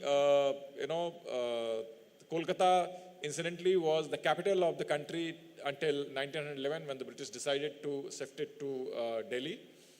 And we have great legacy of British India and even prior to that in the city, and it will be worthwhile to take out time to go through the city.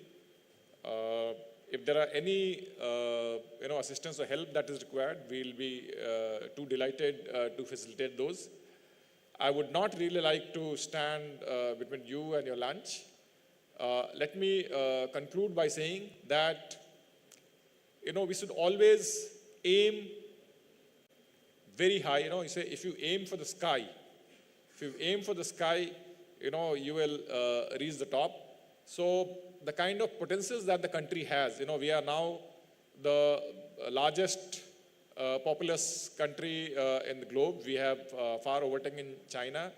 And if we talk about all the top universities, the best minds are, from amongst us. So a lot of Indians have gone all across the globe and have done a great job.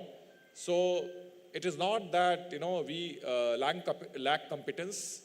Resources, of course, are a constraint, due to over 2 centuries of British imperial thing. Our economy has taken a hit, but I'm sure that all of us, if we try our best, if we endeavor, if we strive for success, we can be the best in the world. All the best. Thank you, everyone, for visiting the city. Thank you.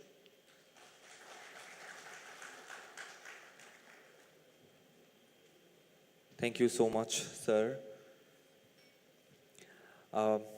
We have captured a special moment, the live photograph of you, as we want you to remember us, this event, forever. To give away that live photograph, framed live photograph, I would like to request our Honorable Chancellor, Sardar Taranjit Singh, to give away that live photo frame to our chief guest.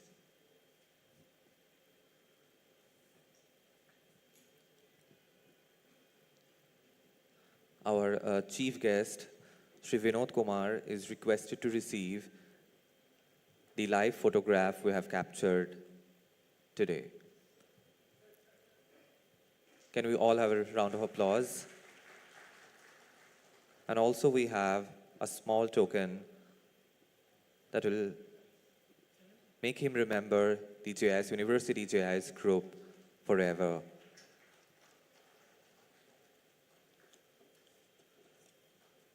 Thank you, sir, for doing the honor. Thank you to our chief guest.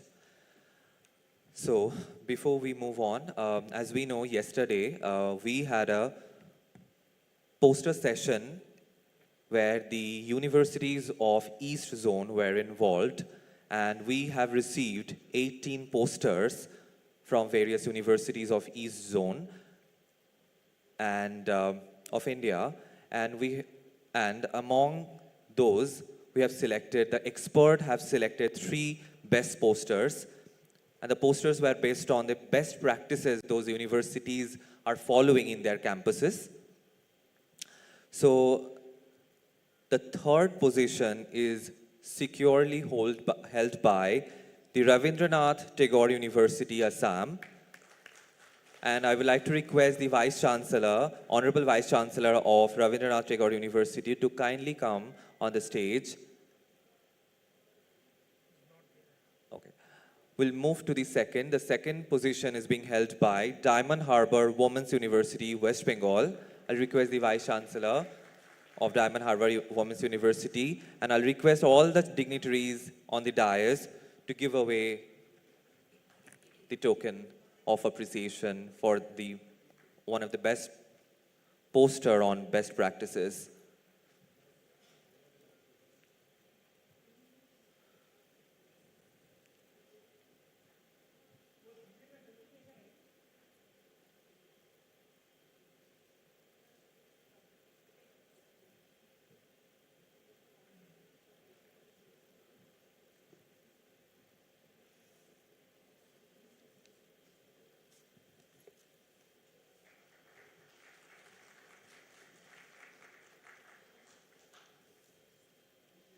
Thank you so much. We all would like to have a,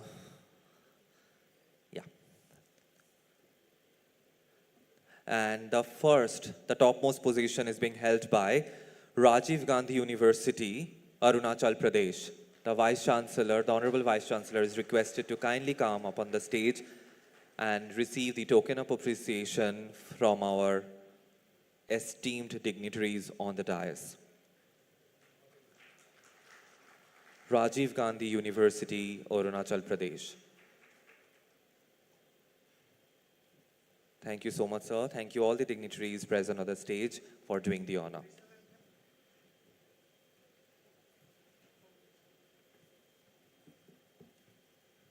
Thank you so much.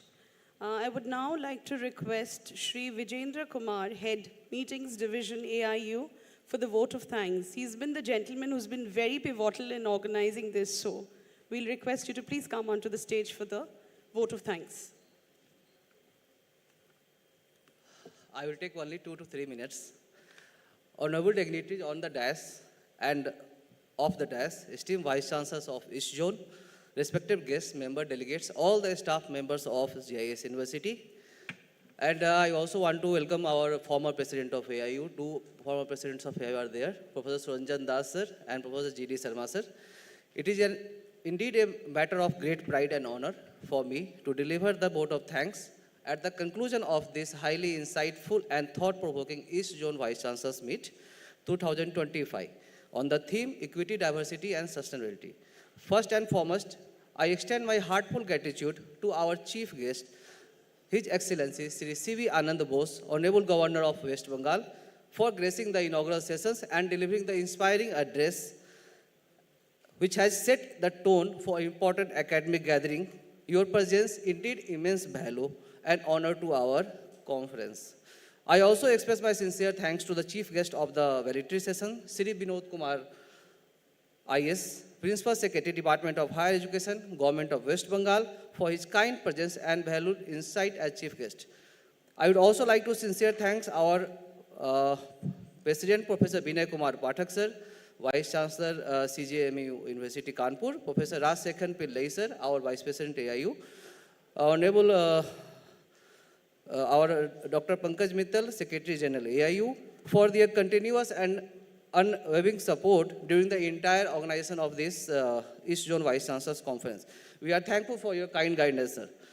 My heartfelt thanks to the Chancellor of the GIS University, Sardar Taranjit Singh sir, Professor Bhavesh Bhattacharya, Vice Chancellors of GIS University, and Sardar Simranpreet sir, the Director of GIS Group, for their warm hospitality, excellent arrangements, and consistent support for hosting this meet and with very grace and efficiency. We are deeply privileged to hear the AIU Centenary Lecture delivered by Professor P.P. Chakravarti sir, former Director IIT Kharagpur, whose insights were very enlightening and thought-provoking. My sincere thanks and gratitude to all our distinguished speakers who enriched our sessions. I am not taking the name of the speakers and chairperson of the sessions. A special thanks to all the Vice Chancellors and academic leaders of the East Zone who came across the eastern region of our India and their valuable suggestions and commitment to the cause of higher education. Your presence and engagement enriched the deliberations to give directions to the future reforms. I'd also like to acknowledge the efforts of our AIU team members, volunteers, media partners, technical teams, especially the all the supporting team of the GIS University for their seamless coordinations and hospitality throughout the 2 days conference. I wish to thank Sri Vidut Majumdar, General Manager GIS Group, who was Nodal Officer of the GIS University, for their generous support and for the entire conference. He attended AIU West and Central Zone as an observer, and we are all happy to see the arrangements made during the East Zone Vice Chancellors Conference.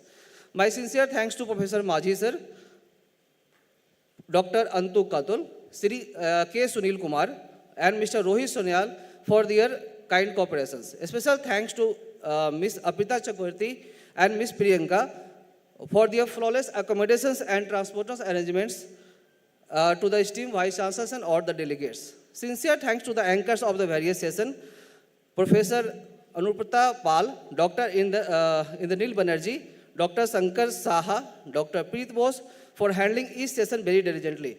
My sincere thanks to all the members of committee like reception, accommodations, IT of the GIS University and the whole GIS team.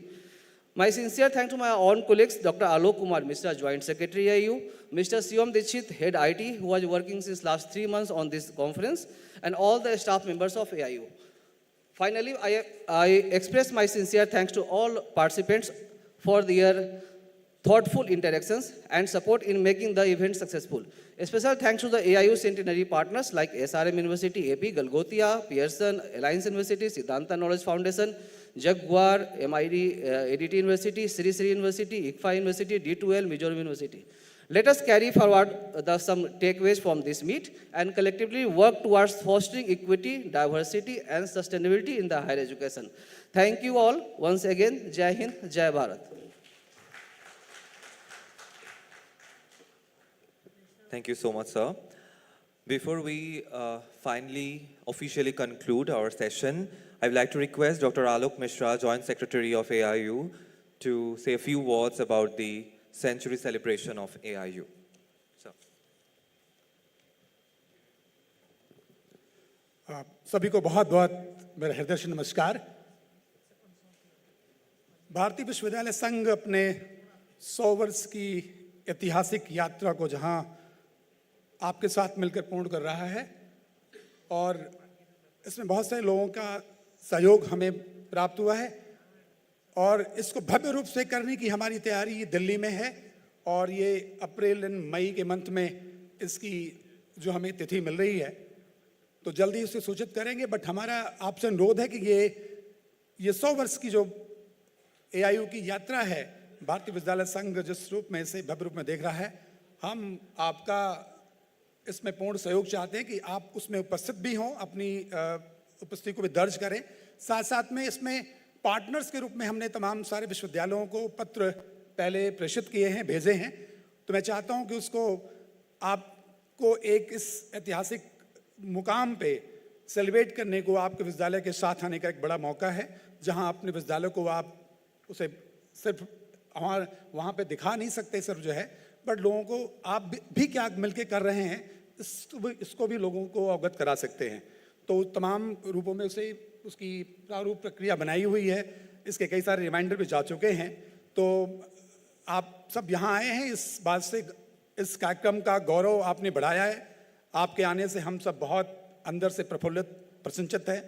हम चाहते हैं कि ये देश भी, भारतीय विद्यालय संघ 100 वर्ष पूरा कर रहा है तो ये देश भी इस बात का गवाह बने और हम सब मई के लिए आपका इंतजार करेंगे और जल्दी आपका जो उसमें योगदान हो सकता है, मैं चाहता हूं कि 30 मार्च तक हम उसे क्लोज करना चाहते हैं। जो भी पार्टनर बनना चाहते हैं, जो उसमें आना चाहते हैं, और 100 यूनिवर्सिटीज़ को हम जी हाँ हमने लेटर्स, हाँ जी सर लेटर, और हमने जो है 100 यूनिवर्सिटीज़ की 100 वर्षों पर हमने 100 विश्वविद्यालयों की एक कॉरिडोर बनाने की परिकल्पना की है और उसमें से करीब बहुत से विश्वविद्यालयों का लेटर आ चुका है।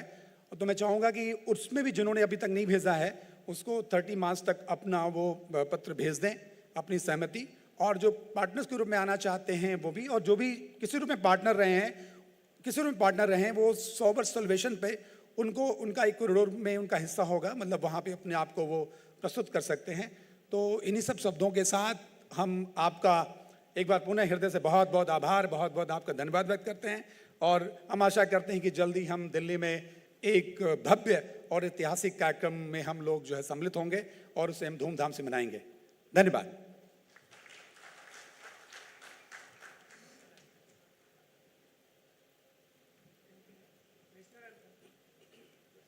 Thank you so much, everyone. May I now request everybody to please rise for the national anthem. जनगण मन अधिनायक जय हे भारत भाग्य विधाता पंजाब सिंध गुजरात मराठा द्राविड़ उत्कल बंगा विंध्य हिमाचल यमुना गंगा उज्जल जलधि तरंगा तव शुभ नामे जागे तव शुभ आशीष मांगे गाहे तव जय गाथा जन गण मंगलदायक जय हे भारत भाग्य विधाता जय हे जय हे जय हे जय जय जय जय हे। Thank you so much, ladies and gentlemen. We have reached the conclusion of the East Zone Vice Chancellors Meet 2024-25. It has been a very enriching and inspiring 2 days filled with insightful discussions and valuable exchanges and meaningful collaborations. We now invite all of you all to please join us for lunch before we conclude the event. Thank you once again to everybody for your active participation. We look forward to seeing you in future gatherings. Have a wonderful day ahead. Thank you so much, everyone.